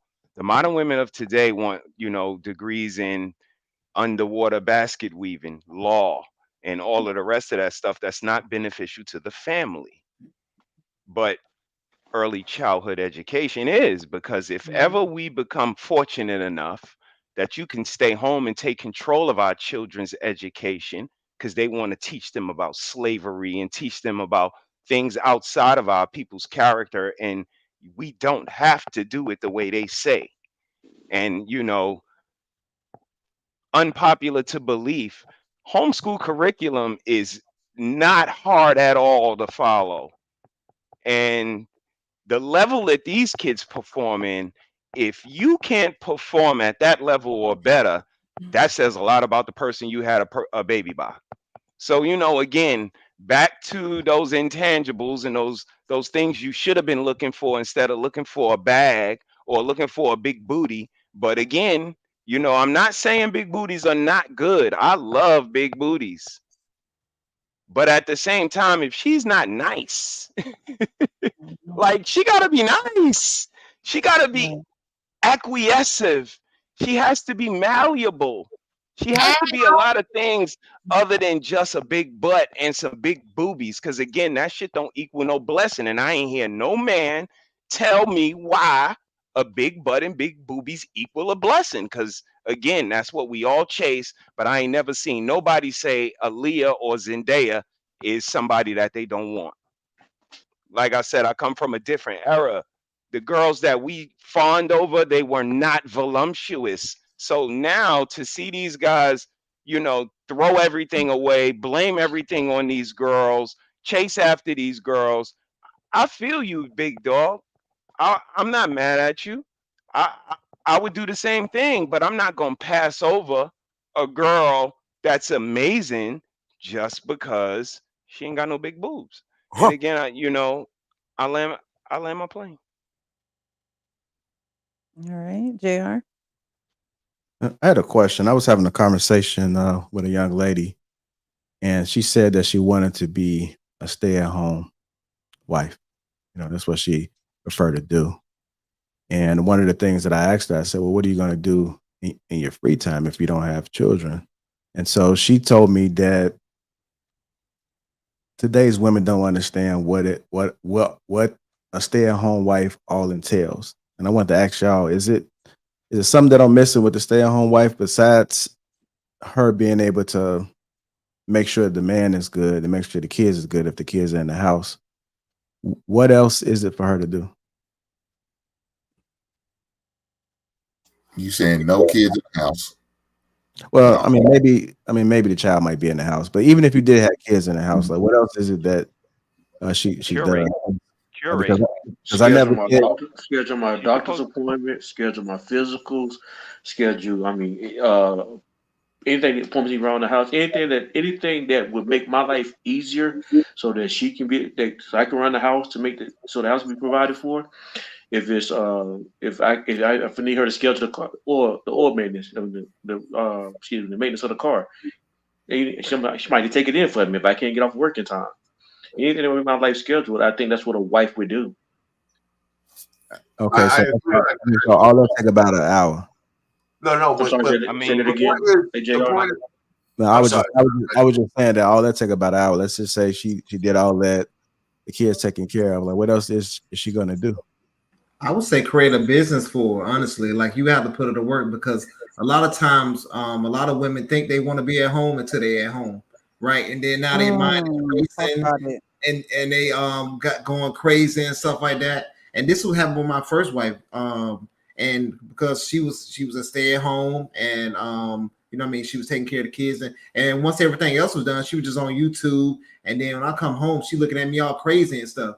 You know what I'm saying? So it was, you know, she was just basically, you know what I mean, like thinking about all these dumb negative thoughts and stuff like that. And but I was too young. I was 19 at the time. So I wasn't mature enough to see kind of, okay, I need to make sure she's doing something, make sure she's busy, make sure she has something to think about. And that was one of the mistakes I made. And that could have basically helped her out to kind of think more clearly, because if you leave a lot of these people, men or women, to themselves and not working and not doing anything, they'll go crazy. Just being real with you. Well, That is so real. JR, to your point, yeah, all the stuff I listed probably take about an hour, but I was only saying stuff generic because, for example, if I'm a guy that owns a business, then she would actually be helping me run my business too as well. So I was only saying things that would just be generic to every single man, because I'm not sure every single man runs a business or not, though. But one thing that she would do, would be, of course, to keep the house I like to, clean, food I'm cooked, that sorry, kind of stuff. I like to add too. One of the things is funny. It's just funny. I'll never forget this. When I was in high school, we had a Regents history, and one of the questions on the exam was, what is the importance of leisure time? And they were trying to get to what what happens if a person has leisure time and no direction Mm. and things of that nature. And, Mhm. and here I am, 65. I haven't forgotten that question. It was like a major part of the exam, you know. And so one of the things that I think, like James mentioned, if you're gonna have a stay-at-home wife or husband for that man, but that's a whole nother story. But a stay-at-home wife, right? That a stay-at-home wife, that's got to be a part of your discussion on what she's going to be doing with that time before it happens, Yep. right? That's got to be part of the discussion, right? If y'all have children, it looks like A. And after you take care of the kids, what are you going to be doing? What are you going to do to improve your life? If you don't have any children and she doesn't have to work and you're allowing her not to work to fill that void, that's going to look like something else. But it has to be discussed, and there's got to be a way to measure what her progress is, right? It has to be a way to measure whether she's actually accomplishing what you agreed to, so she's just not sitting around. And it's a great discussion to have because because you have to. One of the things that I think about is when I retired, there were so many people, and I'm gonna not be too long, of people who've been working 30 something, 40 years, and they were all used to. I got this question a lot. What are you gonna do if you don't have to work? What are you gonna do now that you're retired? What are you gonna do with that time?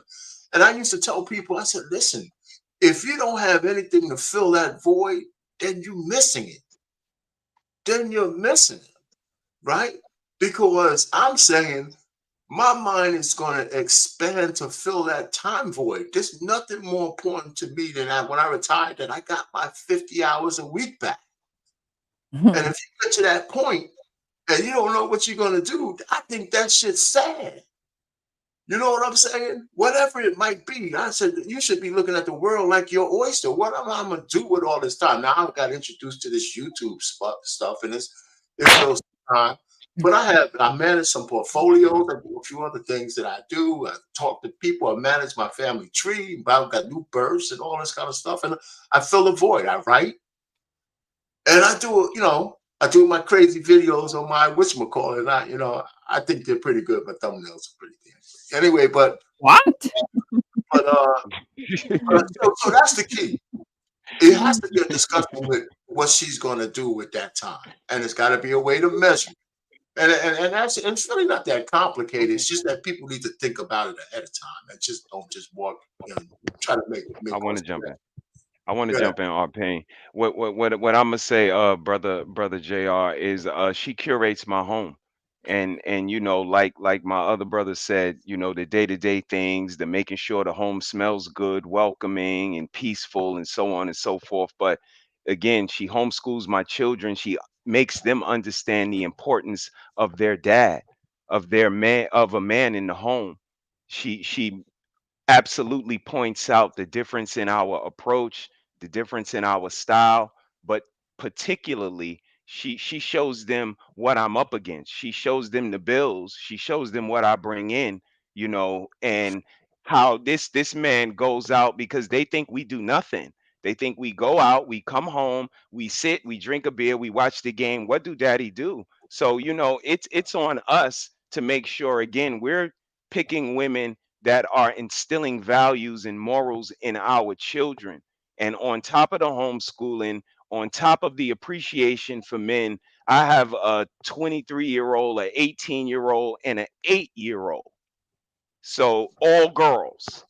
So, again, seeing that she shows them the value of men, that sometimes we don't see eye to eye, that sometimes men do speak loud, they do have an aggressive tone. All of these things are valuable, and all of these things show up in the day to day. So, I get the answers that the brothers give, but for me, it's curation. This woman curates my home in so many different ways. She produced my children. She has my best interests at heart. I analogize it as a lawyer. A lot of people have a legal aid. I got a lawyer. She gonna ask the pertinent questions. She ain't signing no DNAs. She wants to know, because she has my best interests at heart. And I think that's the difference. That's what a wife that is organic is different from, a girlfriend liaison, entanglement, or whatever these, people are calling it nowadays. But that's the difference. So King, would you say that is an expectation that you have? No, that's something that I recognized in her. Again, she walked up to me, Jr. I didn't chase after her. Okay. So, it was a time where there's a scale, and once I see what she put into me, it's time for me to start paying back. Well, I don't mean with her, but just as a wife as a woman that wants to be a stay-at-home wife, is that an expectation that you have as far as what she does?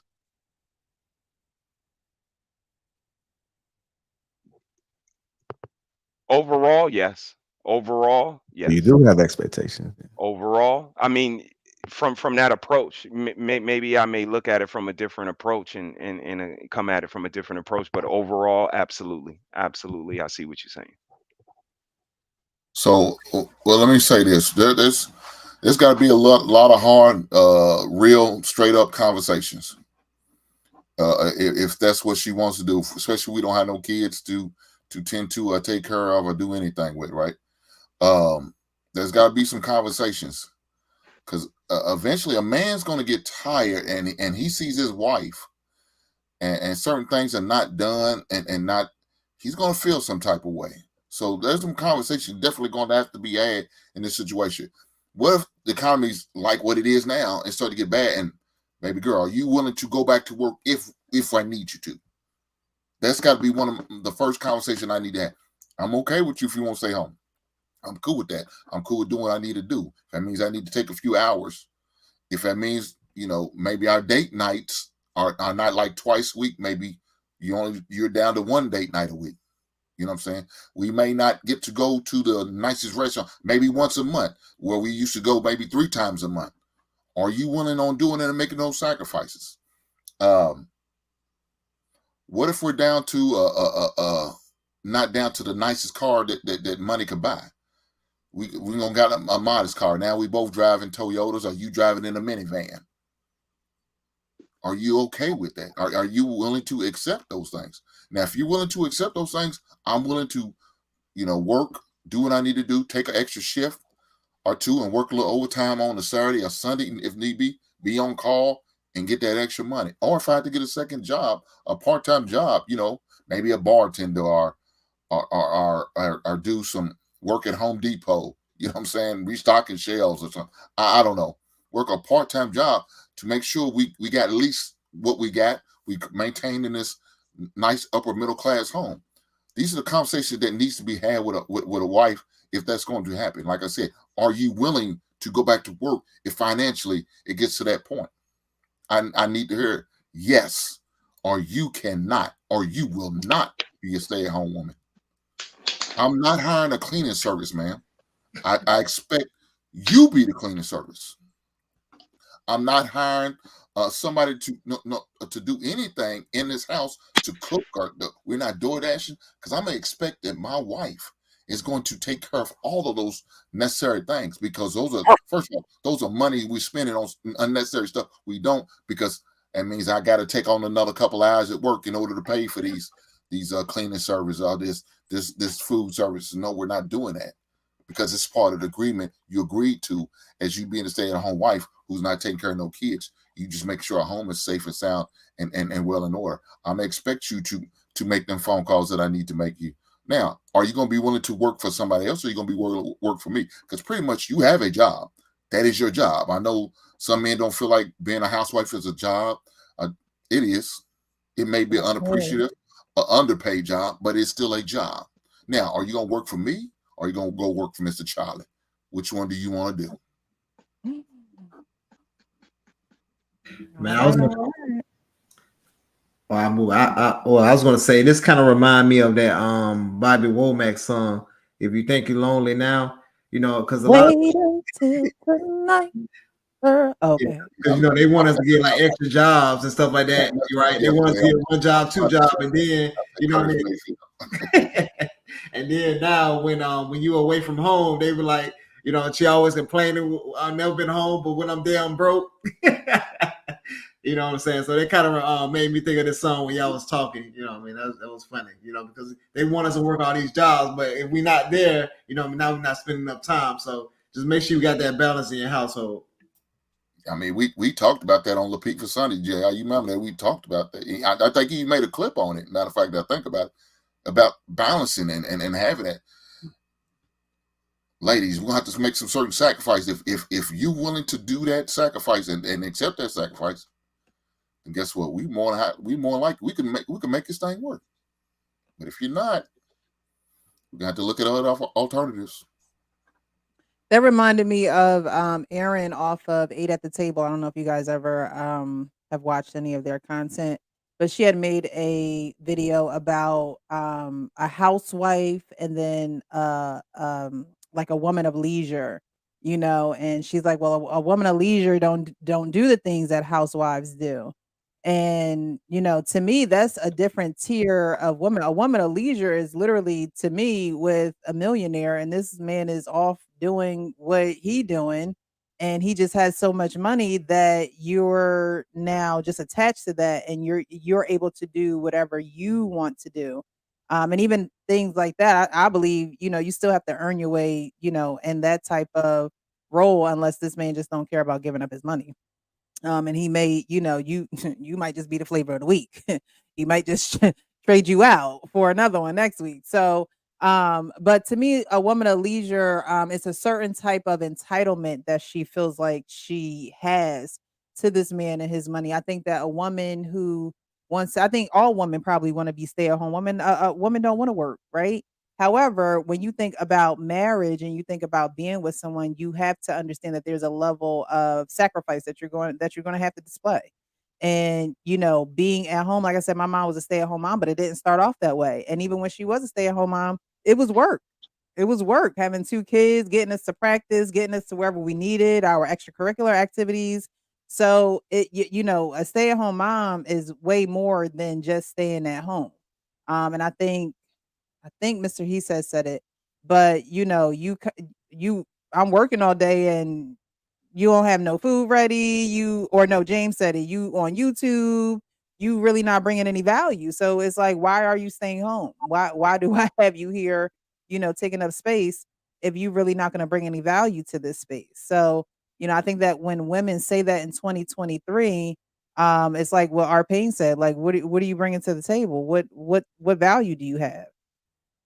So another thing I made me think about when especially when I was raising my kids, I do a lot of community stuff in the community, organizing stuff, and a lot of what my wife does, she organizes that stuff for me. I come up with ideas, and she does all the planning for it. So it's like when I do coat drives or food feeding the homeless, or we do volunteer work in the community, anything that I want to do, she does all the legwork for it. Uh, so that's something that's part of it. So once a man has a vision of what he has for his life, he passes some of that legwork on to her too as well. So it's not just sitting at home. Yeah. I think a man should have something to do for his woman. I think his woman should work for her. Period. Yeah. Because, like Yeah, King said, I, you going out to work and you giving Mr. Charlie, all your time and all your obedience and all your submission, and then you come home and you treat me like I'm nothing. It's a bad deal for a man. and Um, I think that's let me just say that I think that's a man's fault too. I really think. I think if you allow those things to happen, that's kind of your fault, right? I mean, sometimes you got to nip these things in the bud. You can't that's where the understanding has to come in, and it's two sided. If I was doing something wrong or I was missing something, I would expect my wife to be able to talk to me so I can make the corrections I need to. But she has to be able to do that as well. And one thing I said before, if she's blessed enough that she doesn't have to work a traditional job, that doesn't mean she could just be a woman of leisure. And even if I was a multi-millionaire, I wouldn't allow my wife to do that either. I just wouldn't. Because if I was that successful, there would be something in one of my businesses or whatever that I'd have her doing. Yeah. There's no doubt about that. But anyway, go ahead. I'm sorry, JR, man. no, I was just gonna say one of the other important things to highlight too is how much of a sacrifice it is to be a parent, and I don't think a lot of people parent the way that they should or have an understanding of it because we rely on a lot of this technology, but we should be putting a lot of time and effort into our children. Um, and I've been guilty of that. Like I think a real parent, somebody that's been 10 toes in and actually doing what they supposed to do, even if you homeschooling, like you should be top tier. Like your child should be doing everything. You should be communicating with your child. You should be having them in activities. You should be supportive. It's one of those things that it's a true sacrifice in order for them to benefit from it. And I think that you being a great parent is going to be one of those things that make a difference as far as building a better Black community. Because we always want to focus on everything else, and I always say you got to take care of what's in your house first, and then hope for the best. Because you already and gave your life up once you brought them children in here. So everything else is really a sacrifice. All the extra stuff that we want to do, you don't have to do it. That's just something you want to do, but your obligation is in the house. And so if the man is out there providing, then you should be learning how to be a better parent. Because if you got too much time on your hands while you have kids in the house, then it just says you ain't doing enough. Because kids is like a 24/7. You should be exhausted by the end of the day because you ain't just poured that much into those damn kids. Mhm. Can I piggyback something though? And I know maybe this is for the audience. And I agree with JR. One of the things that I did when I was a little older when I had my kids, so our house was pretty stable. And one of the things me and the wife talk about is that we're not going to change the ambience of our house for our kids. The kind of noise that we made, we continue to do those kind of things, music, TV, whatever. And we wanted to adjust the kids to the way we normally live. So we didn't have to be silent because we were worried about them sleeping and all that. So they adjusted to our lifestyle. And that was one. The other thing is one of our goals was to have our girls be able to read as early as they could and not be afraid of math. Right. So those two things we did. So we bought all the toys and gadgets to do the cards and all that kind of stuff. And we spent time doing that, like JR said. So they were always, ahead of the curve, doing that kind of stuff. And I didn't think it was that much time to do it. My wife did it, and so did I. And another thing, we didn't allow people to talk baby talk to our kids. Right? So when people came over, none of this goo goo gaga shit, man. Just talk to the kid as if you think she can understand you. Because And so we did those simple kind of things. And it's maybe not a big deal, but I think it paid off, right? Because the kids, you talking to the little kid like they know what they're talking about, but it worked out. So I mean, it wasn't a lot of major stuff. We just got into the habit of doing those things. And as a kid, and then what I did when they went to school, I made sure they had a space to study, desk, light, quiet in their area so they could sit down and do their homework. And so there's just like simple things that if you are preemptive, they're just prepared. And I think part of that for me was I was a little older. So my kids didn't have to grow up with me trying to worry about where the money was coming from and this and that. I was 34 with the first one and I was 41 with the second. So my house was pretty stable. Penny, you can't be out there having loud sex and hanging on the ceiling fan like you used to though with them babies, man. He said, y'all gonna get this work. Man. Yeah, well, by the time I was 41, I think I would have been pulling down one of them chandeliers, Say, go in there and study your multiplication cards. We'll be out here studying. No, whatever that's worth, I just thought I'd throw that out. I definitely agree with all that you said, Arpane. Your kids definitely shouldn't come in the way of your marriage. You should definitely have them studying in a quiet area. Those little things make a big difference because as they get older, they'll say to themselves, "I need a desk. I need a study space. I need that." I know that was me. But that was instilled inside of me when I was younger. When I was in college, it was like, I can't do it in my dorm room. I have to go to the library. I have to go somewhere where I'm, focused. So, those tidbits were great.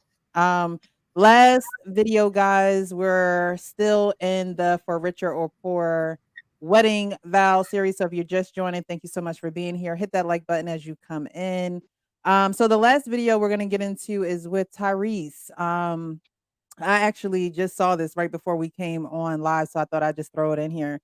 But he's saying that Samantha Lee is doing what she's doing as a money grab. So we're going to get into this video. That are actually in abusive relationships and fucked up marriages that are toxic and dark and dysfunctional. That's not what that was.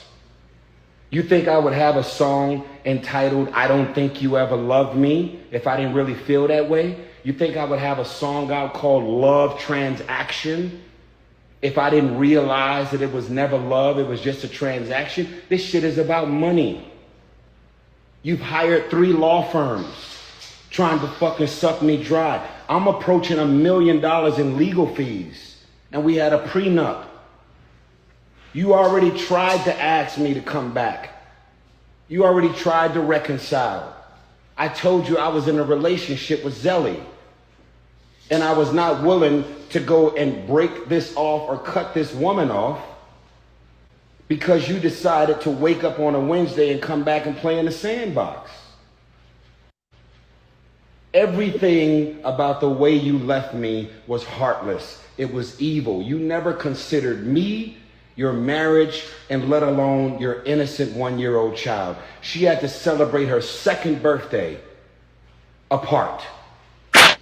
And if you really are really suddenly caring about the effects that you've had on me and your family, why don't you sick these fucking lawyers off of me? Call your lawyers right now and tell them that everything that you're still trying to get right now, you don't want it no more.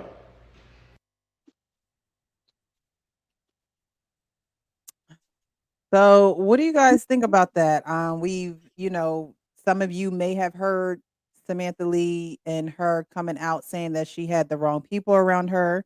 She didn't have the right friends, and that's why she made the decision that she made. And now Tyrese is coming out. Y'all know Tyrese is not a stranger, okay? He will tell us how he feels. He's coming out saying, "Hey, look, I mean, if that was the case, why you have 3 lawyers coming after me? If you knew that you pretty much did wrong, if you knew that, you were the one in the wrong in the situation, why are you still trying to come after me for, whatever assets, money, whatever the case may be? And then on top of that, put our daughter in the most compromising, situation you can." What do you guys think about that? You know, Hank? Okay, you said King or Hank? Hank. Okay. Look, Precious, we talked. Jr. knows we talked about this yesterday. We went over that, and I said it then. I think it's a money grab. I think she's got a book coming out the end of 2024. And then I sit there said towards the end, once I heard a little bit more information, Tyree, don't. If she come at you, man, you turn her away. Don't try to get back with her. She don't mean you no good. I think she misses the popularity. I think she misses being in the limelight. I think she wants that back. I think, like she said, maybe she did have a come to Jesus moment and woke up in reality that she had some trash ass friends that she listened to. Maybe even some family members was probably part of that trash ass circle, and she got some advice from them and went through and did what she did. But at the end of the day, you made the decision. I don't care what your trash ass family or friends said. You made the final decision to file that paperwork. You made the decision to end your family. You made this decision. So now you got to sleep with it. Now, for him asking to call the lawyers, oh, brother, no. Let me tell you, she might get a 4th law firm, brother. She might even triple down now. I mean, you now you publicly trying to humiliate her, and we know Tyrese, like you said, is not stranger of speaking his mind. Oh yeah, she's finna run you all the way in. She's not worried about that prenup. I think they're in California, so they got different laws and rules out there as far as them. So you in it for the long haul. You're gonna hit that million mark. Please believe that you're gonna hit that million mark, and I say nothing but the best luck. Now I don't know about you already in a whole new relationship. Not too long after the divorce, I thought maybe you should take some time to get yourself mentally right, to get yourself emotionally right, because you're not doing nothing to me but carrying that same baggage you had with this woman to the next relationship, and that's not healthy, especially for that new woman. She don't deserve that. You know what I'm saying? She doesn't deserve it at all, and your child don't deserve that. Because right now, what you're doing, you putting this shit out there. Your kid 2 or 3 or 4 years from now could be shown that while she's at school, or watch one of her family members. Look how your daddy talked about your mama. You don't want to bring that type of energy to the family. So this, to me, they're both still being selfish. They're still both being inconsiderate, especially for the well-being of the child. They seem like they don't care about the child that much because they probably wouldn't be trying to at least make it public. Try to keep it out as public as least as possible. I know it's going to be a public situation because he's a celebrity and all that, but try to not to say as much. That's one thing I didn't do, and I don't do is I didn't take me going through my divorce and I didn't spew it all on Facebook or social media. Y'all probably seen some relationships spewed all over social media. They let everybody know the business. Yeah, we didn't. I got family members still just now finding out that I'm divorced, and I've been divorced since 2016. Oh, wow. I don't say anything. I don't put it all out there like that. No, I don't do that. I say, oh, my wife did this and she drugged. I didn't put no post like that. No, what we went through, what we went through, and then I went from there. Another thing, getting back to what we talked about with I think Jay was talking about with being the kids and being the parents and being involved with them. That's one thing I did for my son. I made sure I missed out on overtime money. I missed out on extra shifts and money here and there at events because my son had a goal that he wanted to do and he wanted to play AAU ball during the summer. I sacrificed some summers. You know what I'm saying? We didn't get to go on a week-long trip. We had to make a 3-day trip in order to accommodate him in his AAU season. I said at the end of the day, it's only going to be temporary. You know what I'm saying? He's got 4 years of high school and then he's going to move on to college. And then that's it. And now I'm still doing the same sacrifice because I'm going to be at every home game that I can. I'm going to be every road game that I'm available to be at. And I will be there to support him. Why? Because that's my son. I did that for my daughter. And if my granddaughter decided to do in whatever event she decides to do, I'll be there for her. Why? I love them. And I ain't got no goddamn life. So there you are. They are your life. huge part of your life anyway. I know that's All right. Anybody else want to react to this video of Yeah, Mr. I Tyrese? jump in. Okay. You know, Tyrese, um, all's fair in love and war, dog. I'm I'm not a fan of Baby Boy. I'm not gonna lie to you because his demeanor, the way he runs social media with all of this nonsense is. Uh-oh. You muted out. Yeah, you dropped out. Can you hear us? Yeah, I'm back. I'm sorry. Okay. I'm sorry. I got two mute buttons. Um, yeah, he married a woman that was an opportunist, you know, surprise. Mm. This is exactly what we've been talking about for the whole show. You know, the intangibles, the people that knew you before you was Tyrese. Like, you know, this is your choices, dog. You the one that wanted Mm. her. It was a lot of girls that knew you in high school back when you ain't had nothing, but you know those girls ain't good enough for these people. And he get what he get, man. You know, I'm not a fan of Tyrese. The decisions that he make, the way he depicts himself, the way he waves his flag for us as men. Nah, I'm not a fan.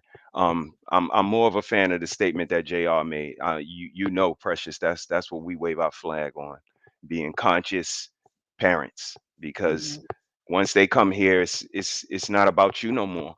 And Right. again, we are unapologetic about our stance and us saying shame on y'all whack ass parents, shame on y'all selfish ass parents to understand that these children are the future. And like Whitney said, if you teach them, they'll do right. She said more than just they the future. The second verse after that is that you got to teach them what to do. And if Mhm. we just saying it depends and I can't say nothing about that and you ain't got no right, yeah, y'all do that over there. We don't do that over here. You've been judged your whole life. Somebody graduated valedictorian. They was first in your class. You get a monthly, quarterly evaluation at work. You being judged the whole time of your life, whether people want to tell you they is or not. But again, we wave our flag the way we wave it, and we unapologetic about it. I'm one half of He Said, She Said, Love and Abundance. I'm Mr. He Said, and we here 3 times a week with original content. So check us out while y'all checking out the people who react to reactions to reactions. Boom. Yes, yes, yes. Follow everyone that is on the Yeah, panel. I John, you appreciate want you to guys. Yeah, I'd like to chime in. Mhm. First of all, Tyrese is an example of a man who marries for love. Mhm. That he's so emotional about everything, and the fact that he has another girlfriend now is just it's crazy because there was one With before Tyrese. that, and she was talking about how she wanted the white boy right on live, right? So he doesn't know how to pick women. And one of the things I want to say is that men of means and men in general, we need to start to practice a form of male hypergamy. We need to start marrying women of more equally yoked to where we are in life, both financially and educationally. so we can have a little bit more trust that we're together in some kind of thing. So I don't have to be as paranoid that she just wants to leave with all my stuff. This lady Samantha was like levels beneath it, levels. And even though I kind of believe the fact that she wasn't ready, she said her family, her therapist, and her friends told her to leave him, and they were all in her ear. Now, part of it was that I don't know if whether he was in tune that she was talking to these people to begin with. Hey, you can't be taking advice from people like that with a 1 or 2 year old. And so, I hear him. And the thing about his prenup, the lead attorney did an excellent deep dive on where the part of his prenup that went wrong and how they had an arbiter involved, and that arbiter made a ruling that opened his prenup up where the judge didn't have a choice. And because of the way they had the prenup worded, so it wasn't that the prenup failed, it wasn't properly written. So, and a lawyer made a mistake. So all I'm just trying to say is, so he's opened up to that. So he should just be trying to settle this thing for whatever it is, take his hit and kind of move on, because it's damaging him as a man. And, so she wants 20 grand a month, right? So what's that, $240,000 a year, which he has. And he's going to have to pay for the kid for 20 years or whatever. So it's going to cost him a little pretty penny, 2, 3, 4, $5 million over the course of those years. I would just do a cost estimate so I could move on, or he should be fighting for full custody. I would, that would be my counterattack. Fighting for full custody. If I'm gonna throw some money, I'd rather do that. But anyway, so he's brought a lot of this stuff on himself, and the fact he's into another relationship just kind of tells me he's an idiot. He's an idiot, and he's getting that. And I wouldn't be surprised that in 5 months from now, that chick is going to be looking for a piece of his butt, and he'll be crying on the internet again and all this kind of stuff. I mean, he's the one guy, and he just kind of just forget about and swear off the box for a couple of months. Just no, put the finger, well, I don't know. He's an idiot. Yeah, anyway. I don't feel sorry for him.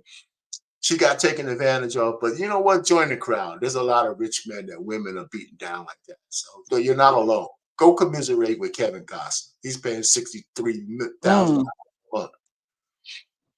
Can you repeat the question again, please? So I really didn't have a question to this one.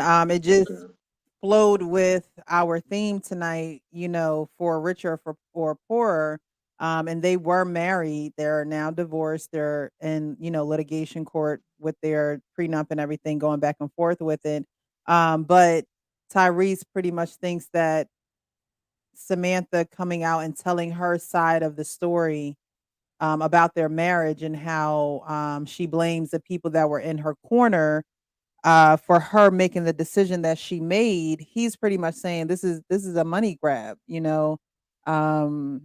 You just want to see me down and out instead of admitting that you truly wanted to be here, you asked to be here, you wanted to come back, but yet now you have 3 lawyers who are trying, to win this case. And what does Samantha Lee do for a living?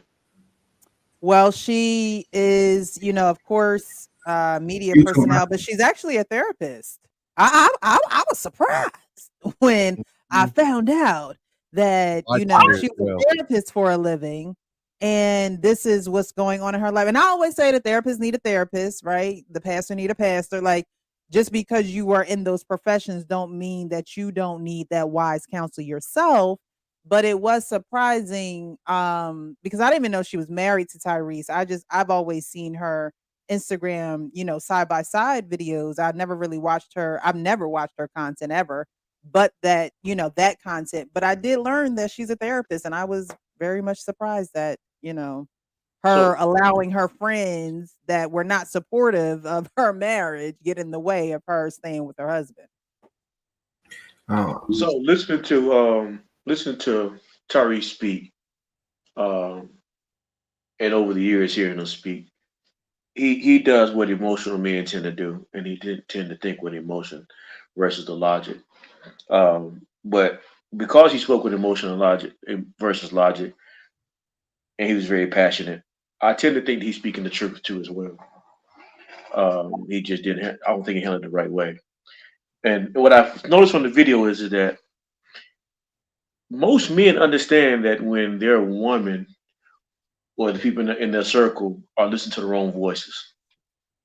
And part of being a man is trying to figure out or understanding how to make sure that your people and your family they have the right people around them so they don't get the bad information that ruins your family, because whoever your wife is connected to is actually also connected to you. And so they're going to make your life more difficult. So although he's very speaking with a lot of emotion, I think he's speaking the truth. He just handling the wrong way. I think that she is doing it for a money grab. I think she wants to come back because she now sees that, okay, I listen to my girlfriends. They put in a bad position, and now I can't live this lifestyle anymore. Instead, the only way I can live this lifestyle, I got to be attached to Tyrese because I can't do it myself. I can't do it away from him. So I think she's trying to fight to get back into that circle, but realizes that he's not going to let me back in. So I have to double down with lawyers now to get this lifestyle because I can't do it without him. But the thing is, she's ruining the cash cow. She's ruining the relationship in the process. And so, although I think he spoke a lot of emotion, I think some truth to what he said. Sure. I was gonna say honestly, it seemed like to me that she's showing fake accountability. Or should, Yes. you know what I mean. So she's trying to make it seem like she's sad or she's, you know what I mean, or she messed up. She was listening to these people rather than her saying it was the money grab, which would it basically was. You know, she knows she's not gonna find another man on his level because being on his level is gonna watch how she did him. And they're gonna be like, nah, you know what I mean? I'm sorry, sis. Even though you're doing all these videos talking about relationships and stuff, and you not living that life, why would I put myself in danger to be with you when I could just go get somebody else, right? You know, and then she possibly trying to get back with him too, because once you divorce, right? Say if Tyrese not thinking about doing another prenup if they got back together. So now if they would have got married again, now that old prenup is out of the window unless they had got another one written up. And then, you know what I mean, she could have divorced him again and then took half of his money rather than just, you know what I mean, having them paying all his little fees and getting the child support.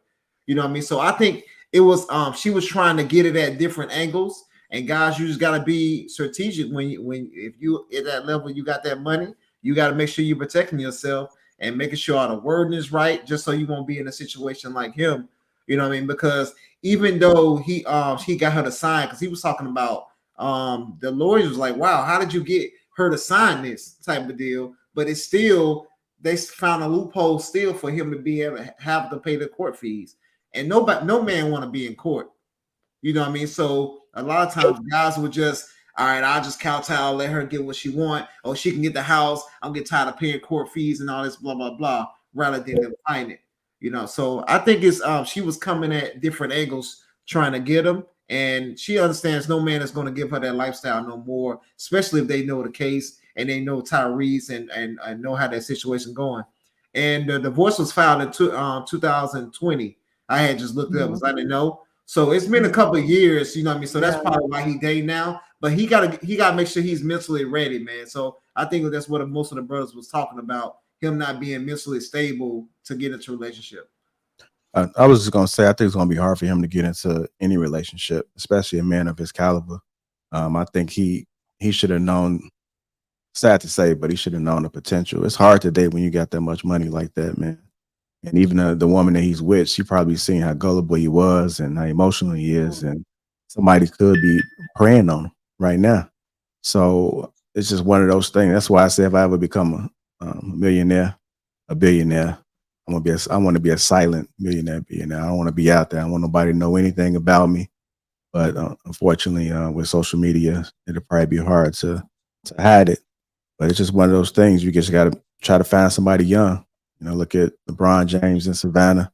You know, look at some of the other people. They just sticking with the people who they were with in high school. And they could still have a motive because a lot of times you can't see the potential, but you got a better chance there than to be trying to date somebody new. I can't really see anybody. It may be somebody out there, but it's going to be real hard to actually see their true colors with him having that much money, fame, and access to who knows what. Yeah. To your point, Jr., it's kind of hard for people like LeBron and Tyree because they've been famous since they was kids. We know Tyree started out as a young guy on the bus taking for Coca Cola, right? So I mean, I think he was a teenager then, and LeBron's a phenom since I mean, but since he was like maybe 13, 14 years old. I mean, how do you grow up in the spotlight as a young man? Uh, you come up in a undeveloped community, undeveloped families. You don't have a role model for as a dad. I'm assuming for Tyrese too, because I don't know a lot about his childhood.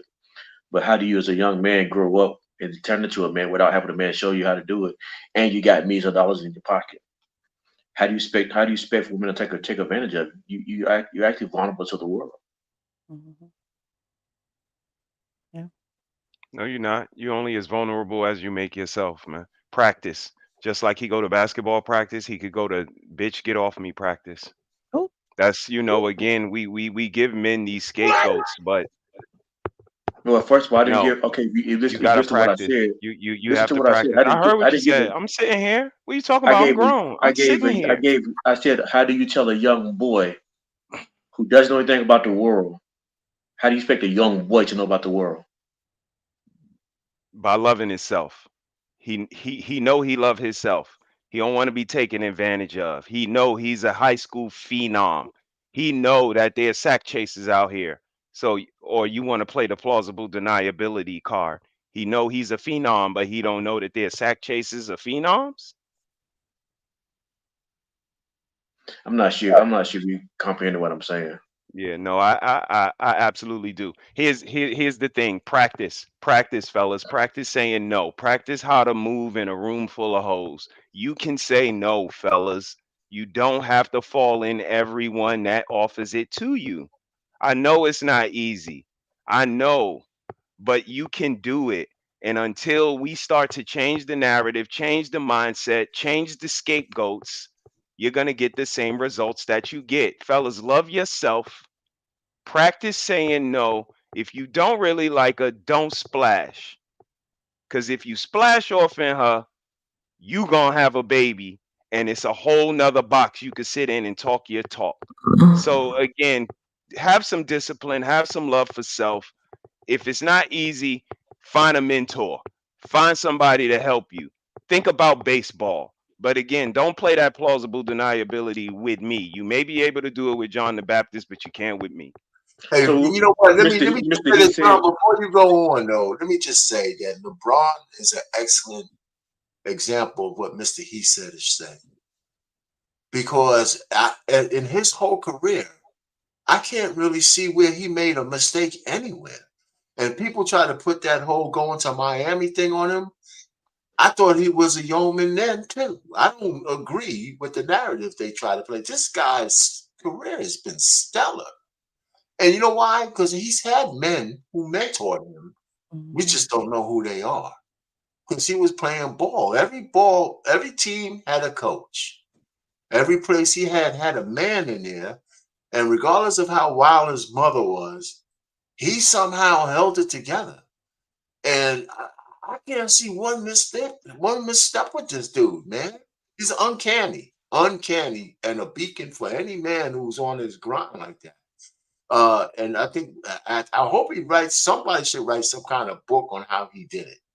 Everybody ain't 8'8". That's why. It'd be nice if his wife wrote the book. That'd be cool. But it's like being married to LeBron James. She might. She might. I hope not though, because then it becomes this tell-all thing. And somehow, what's the secret? And you Yeah. got to be 8'8". You got to be 8 feet tall. Goddamn, that's why. That's what made him get there. I want to be next to him. That's all the men said. He going somewhere. Mhm.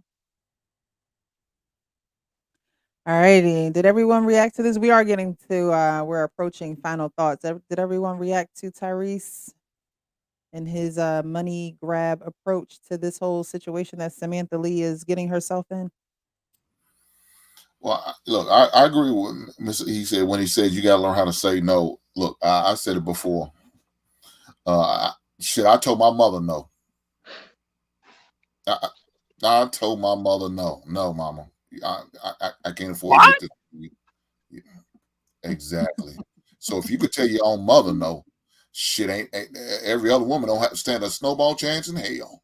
They don't stand a snowball chance in hell. Shit, y'all just asked that. You ain't getting shit from me. Hell no. So I have no problem with saying no. My ex, well, she hated when and then my new lady, she said, I think you just like saying no, just tell me no. I said, you damn right. You damn right. No, you ain't getting this. We're not doing this. We're not going there. We're not buying this. No, we're not. But I'm thinking beyond this. Now I'm looking at the price tag. That's just me just thinking logically. It's not worth it. It's not, it's a bad investment. As I like to say, it's a bad investment. And we don't need exactly. I'm all about trying to make the best investments I can to make our money grow. So if that's not going to help it grow, we ain't gonna make that investment. We're gonna move in a different direction. So no, young men need to learn how to say no to certain things, especially when it's some things is not gonna be beneficial in the long run. You know, they could possibly hurt them, could cost them their freedom or their life. They need how to say no, and it might be your best friends. It could be your teammates. You know what I'm saying? Like I said, it could be a parent or family member, and it could be that young lady that makes you feel icky inside. You got to learn how to say no and be okay and stand on it. Don't waver. Stand on it. So I want to go back and address the issue of Mr. He said what he's actually addressed. You actually kind of agree with exactly what I was saying because I asked the question: how do like LeBron James and Tyree, how do they learn?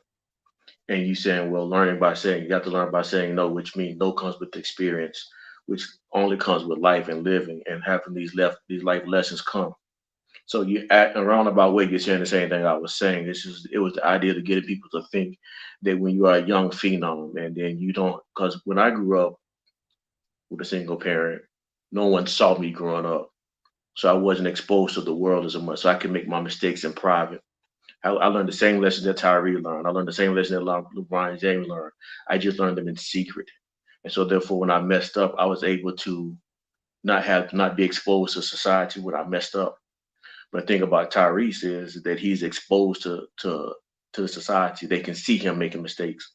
We can see him failing consistently. And then what makes it worse is he's now in his 40s, still making the same mistakes. So now this when accountability is actually really important. But every man has to go through the experience of learning to say no. And that comes with a process when you haven't been taught. And that's why I use the word practice. And fellas, practice when nobody's looking. Again, just like sports, man. Like we all fellas, we all play sports. I play high school, college basketball, We man. ain't all And fellas up the here. most important, I'm sorry, our beautiful host, But I did and, play and ball. you as well. You did. I seen you putting up them shots too on IG. I'm gonna have to throw up some shots just to, but it's about what you do when nobody's looking, bro. Like you said, you made your mistakes in private. Again, everybody ain't like you. I tried to not make those mistakes in private because I know that that's really the depiction in public. That's how I get good at being a good man in public, is practicing being a good man in private when nobody's looking. That's when it really counts, John. Don't count when everybody looking because you're just putting on a show. And this is what I say about, these younger men and the mentality, and some of us older men that kind of drop the ball. And that's why these younger men are the way they are. But we was trying to worry about raising our own kids. We was trying to worry about what Mr. Butler said. Don't do what you got to do to survive. So we kind of couldn't juggle all of these balls at the same time. But fellas, you gotta practice. You have to pause. Yeah, pause. You Oh you man, you I was gotta hoping you practice. didn't say pause. Nah, you I you was you like, you you pause gotta for a practice. minute. You gotta practice on having value in yourself. Just like the ladies can pull their panties back up, you can pull your boxes back the fuck up. You can drop your boxes on the restroom table too. And if they don't follow you to the bathroom, again, it's this reciprocation in relationships. And if it's this equality that everybody talk about, where is it for us?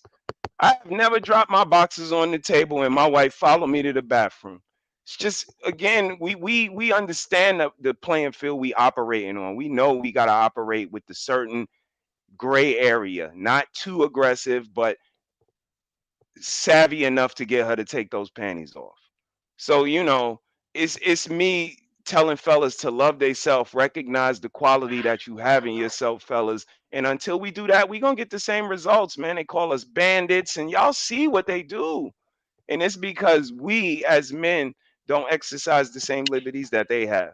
And we have them even better because we got the magic stick. And if you making them come, fellas,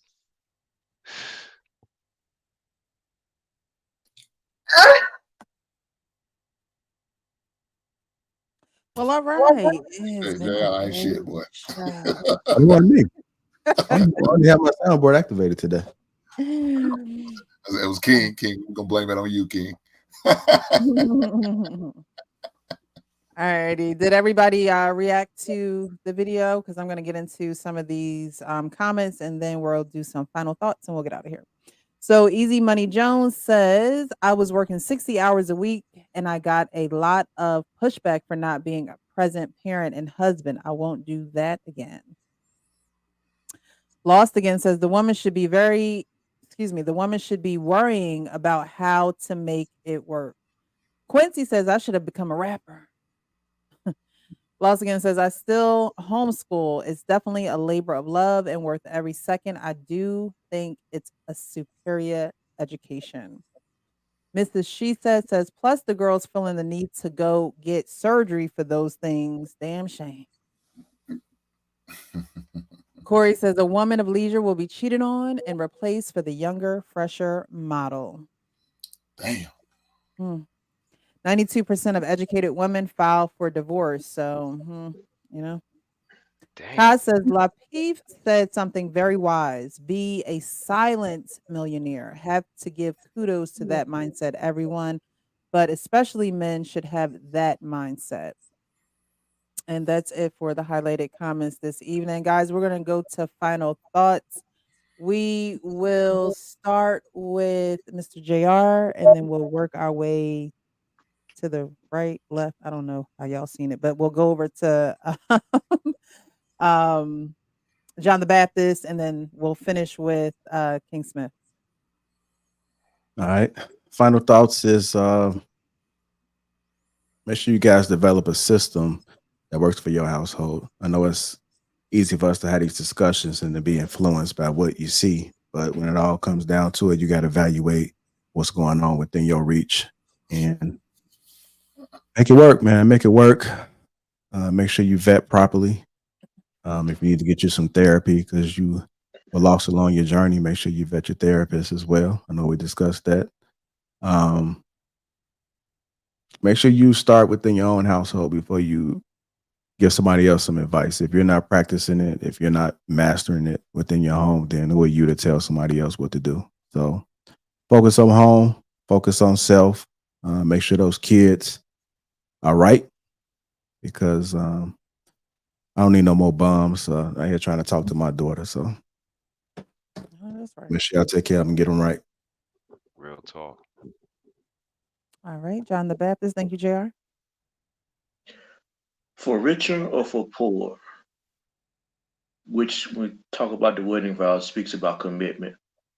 Commitment, not so much in love, but commitment to duty, honor, respect to what everything marriage is for. The relationship should be about commitment. 28 years of marriage, 26-year-old son who just got married, a 21-year-old daughter who's courting, actually in the process of being courted, dating, start dating now.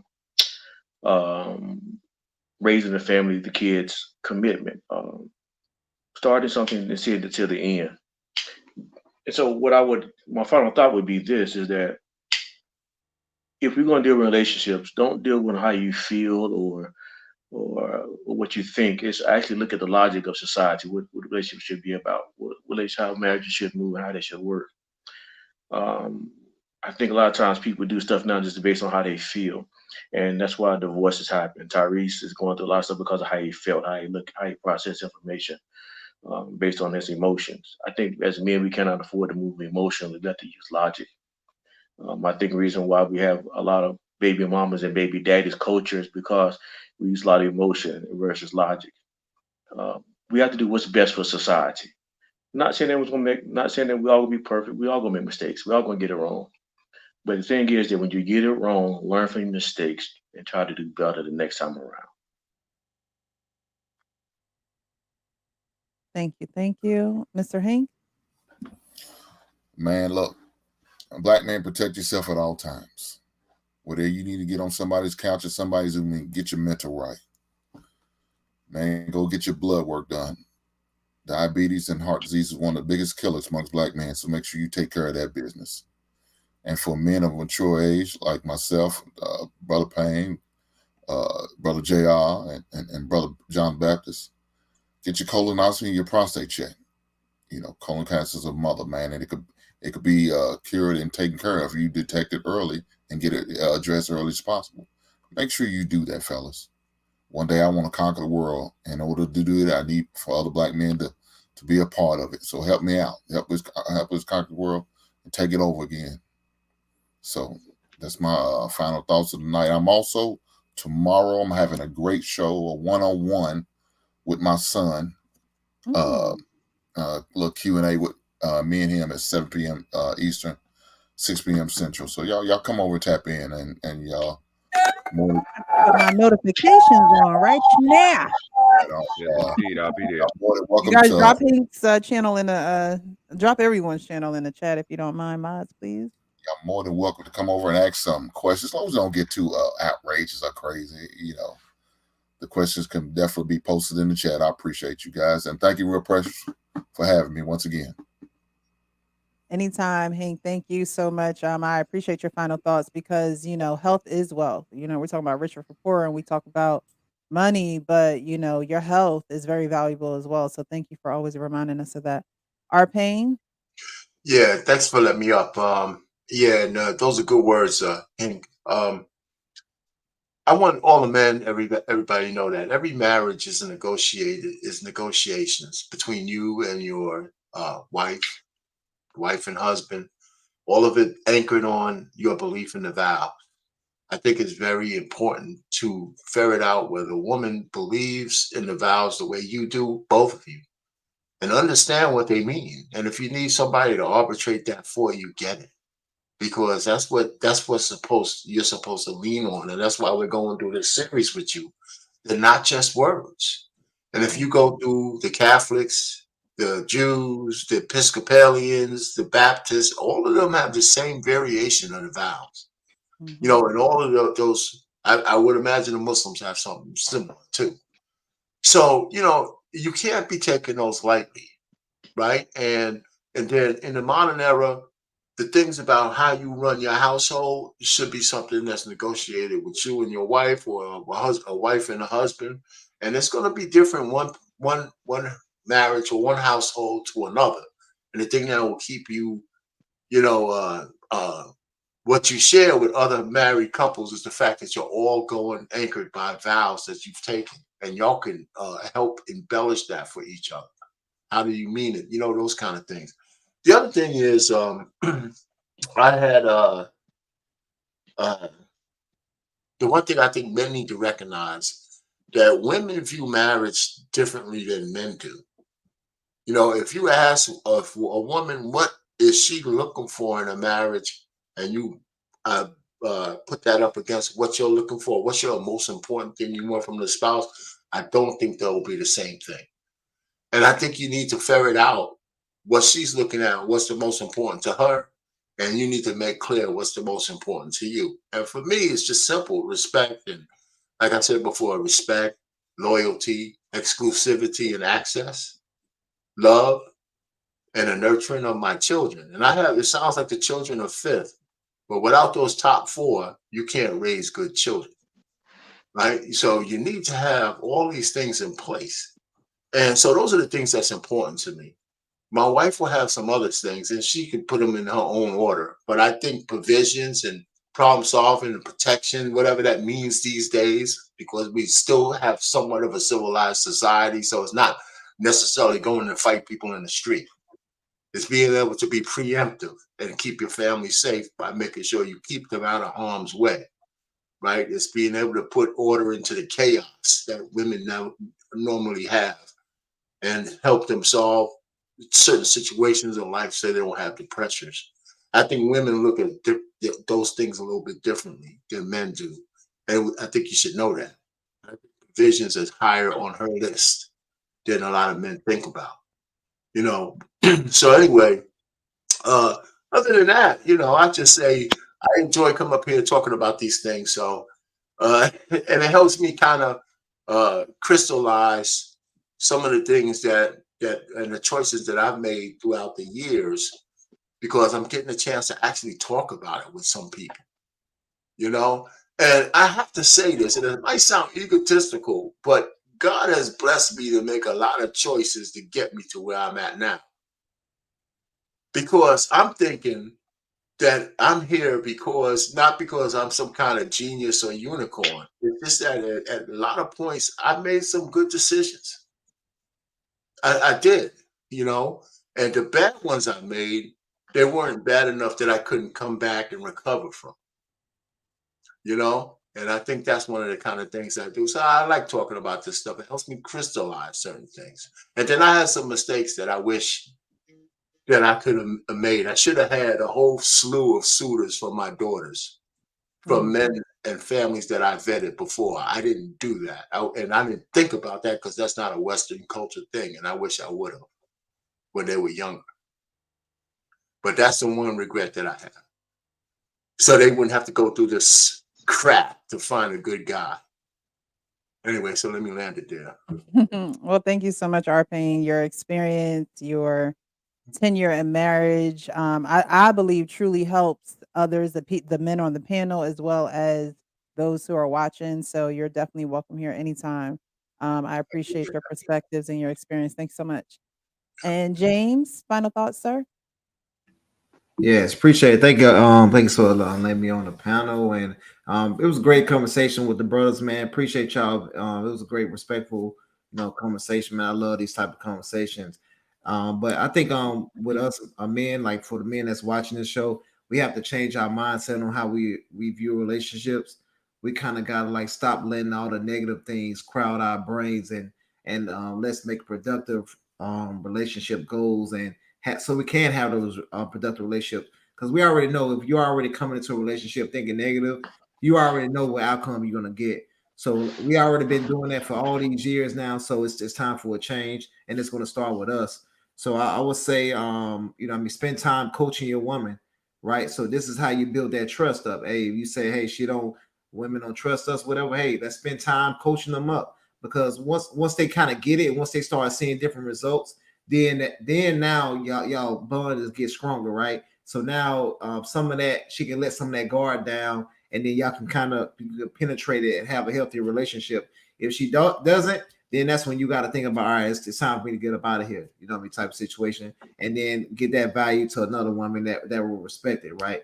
So I think that's how we're gonna have to move in the future. The change is gonna have to start with us, and a lot of brothers are stepping up to the plate, and some of the brothers are all the brothers on the panels is a part of that goal that we're doing. So please support all the brothers on the panel, sisters too as well. Real precious, man. Man, I love these conversations. So thank y'all for letting me be here, speak my mind.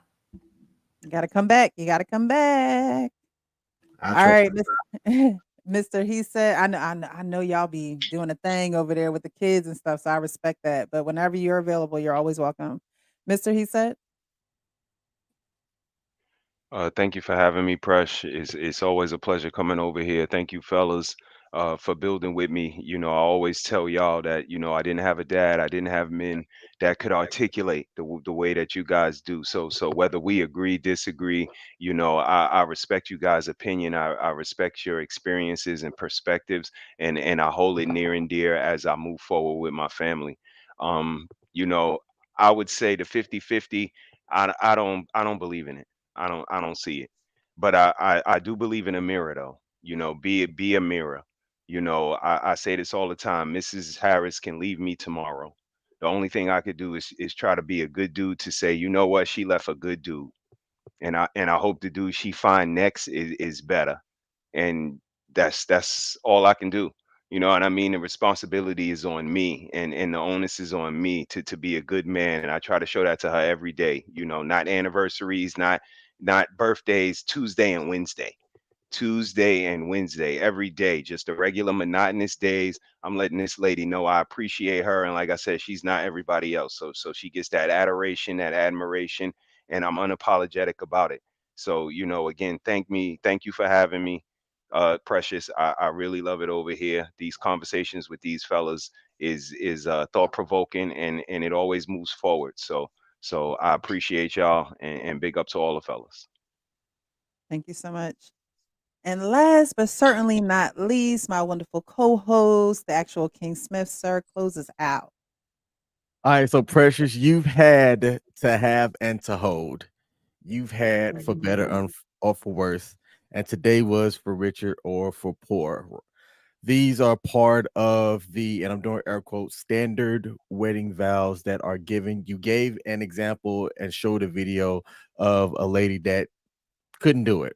She, she was like, wait, for richer or richer, right? And got out there and everybody, it was a spectacle, folks laughed and things like that.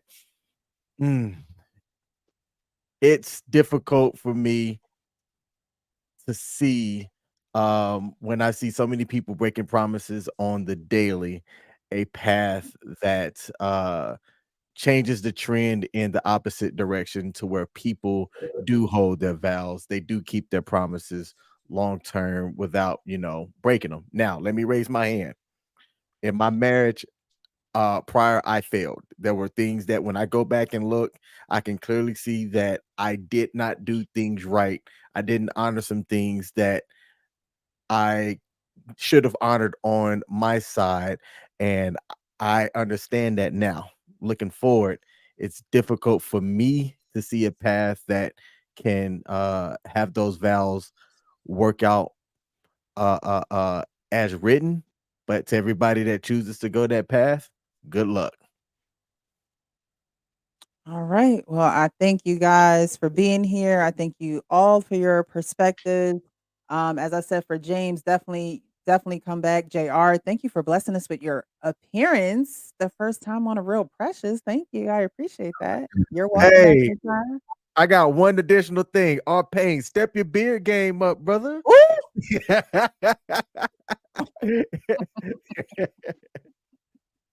But thanks again, JR, for being here, as well as John the Baptist. You guys are welcome back at any time to have these conversations, because Thank you for next having week, us. of course, next week we're talking about sickness and in health. Another huge one, another big one. So definitely come back and join us for that. I did pin my Patreon to the top of the chat. I am creating a hot community, honest, open, and transparent. If you have been following my YouTube channel, you guys know that is our motto over here. We like to keep it hot, honest, open, and transparent. I always close my shows with saying, be real with yourself so you can be real with others. And so the Patreon is going to be a community where it's a hot community. A lot of people need accountability partners. A lot of people need help with communicating and how to say certain things and how to get certain messages across and actually being real with themselves. And sometimes you can't do that with your family. Sometimes you can't do it with your friends who are right next to you, who are, enabling the behavior. So I'm creating a hot community for you guys to come over, join the community. And so we can have these conversations like we do on YouTube, but just a little bit more hot, a little bit more honest, open, and transparent. So everyone can elevate to the next level. Everyone can be real with themselves and able to pursue whatever they want to pursue and be able to face what's holding you back from that. So definitely check the Patreon out and join the community. But again, I appreciate you guys. We're gonna be back next Sunday, my birthday, y'all. So wish me happy Happy birthday. birthday. Happy birthday, Press. Thank you. But again, I appreciate you. I welcome you guys back next week, Monday again, 9 p.m. Eastern. We're going to be back with for sickness and in health. You guys be real with yourself so you can be real with others. Have a great evening. All right. Bye-bye. Bye-bye.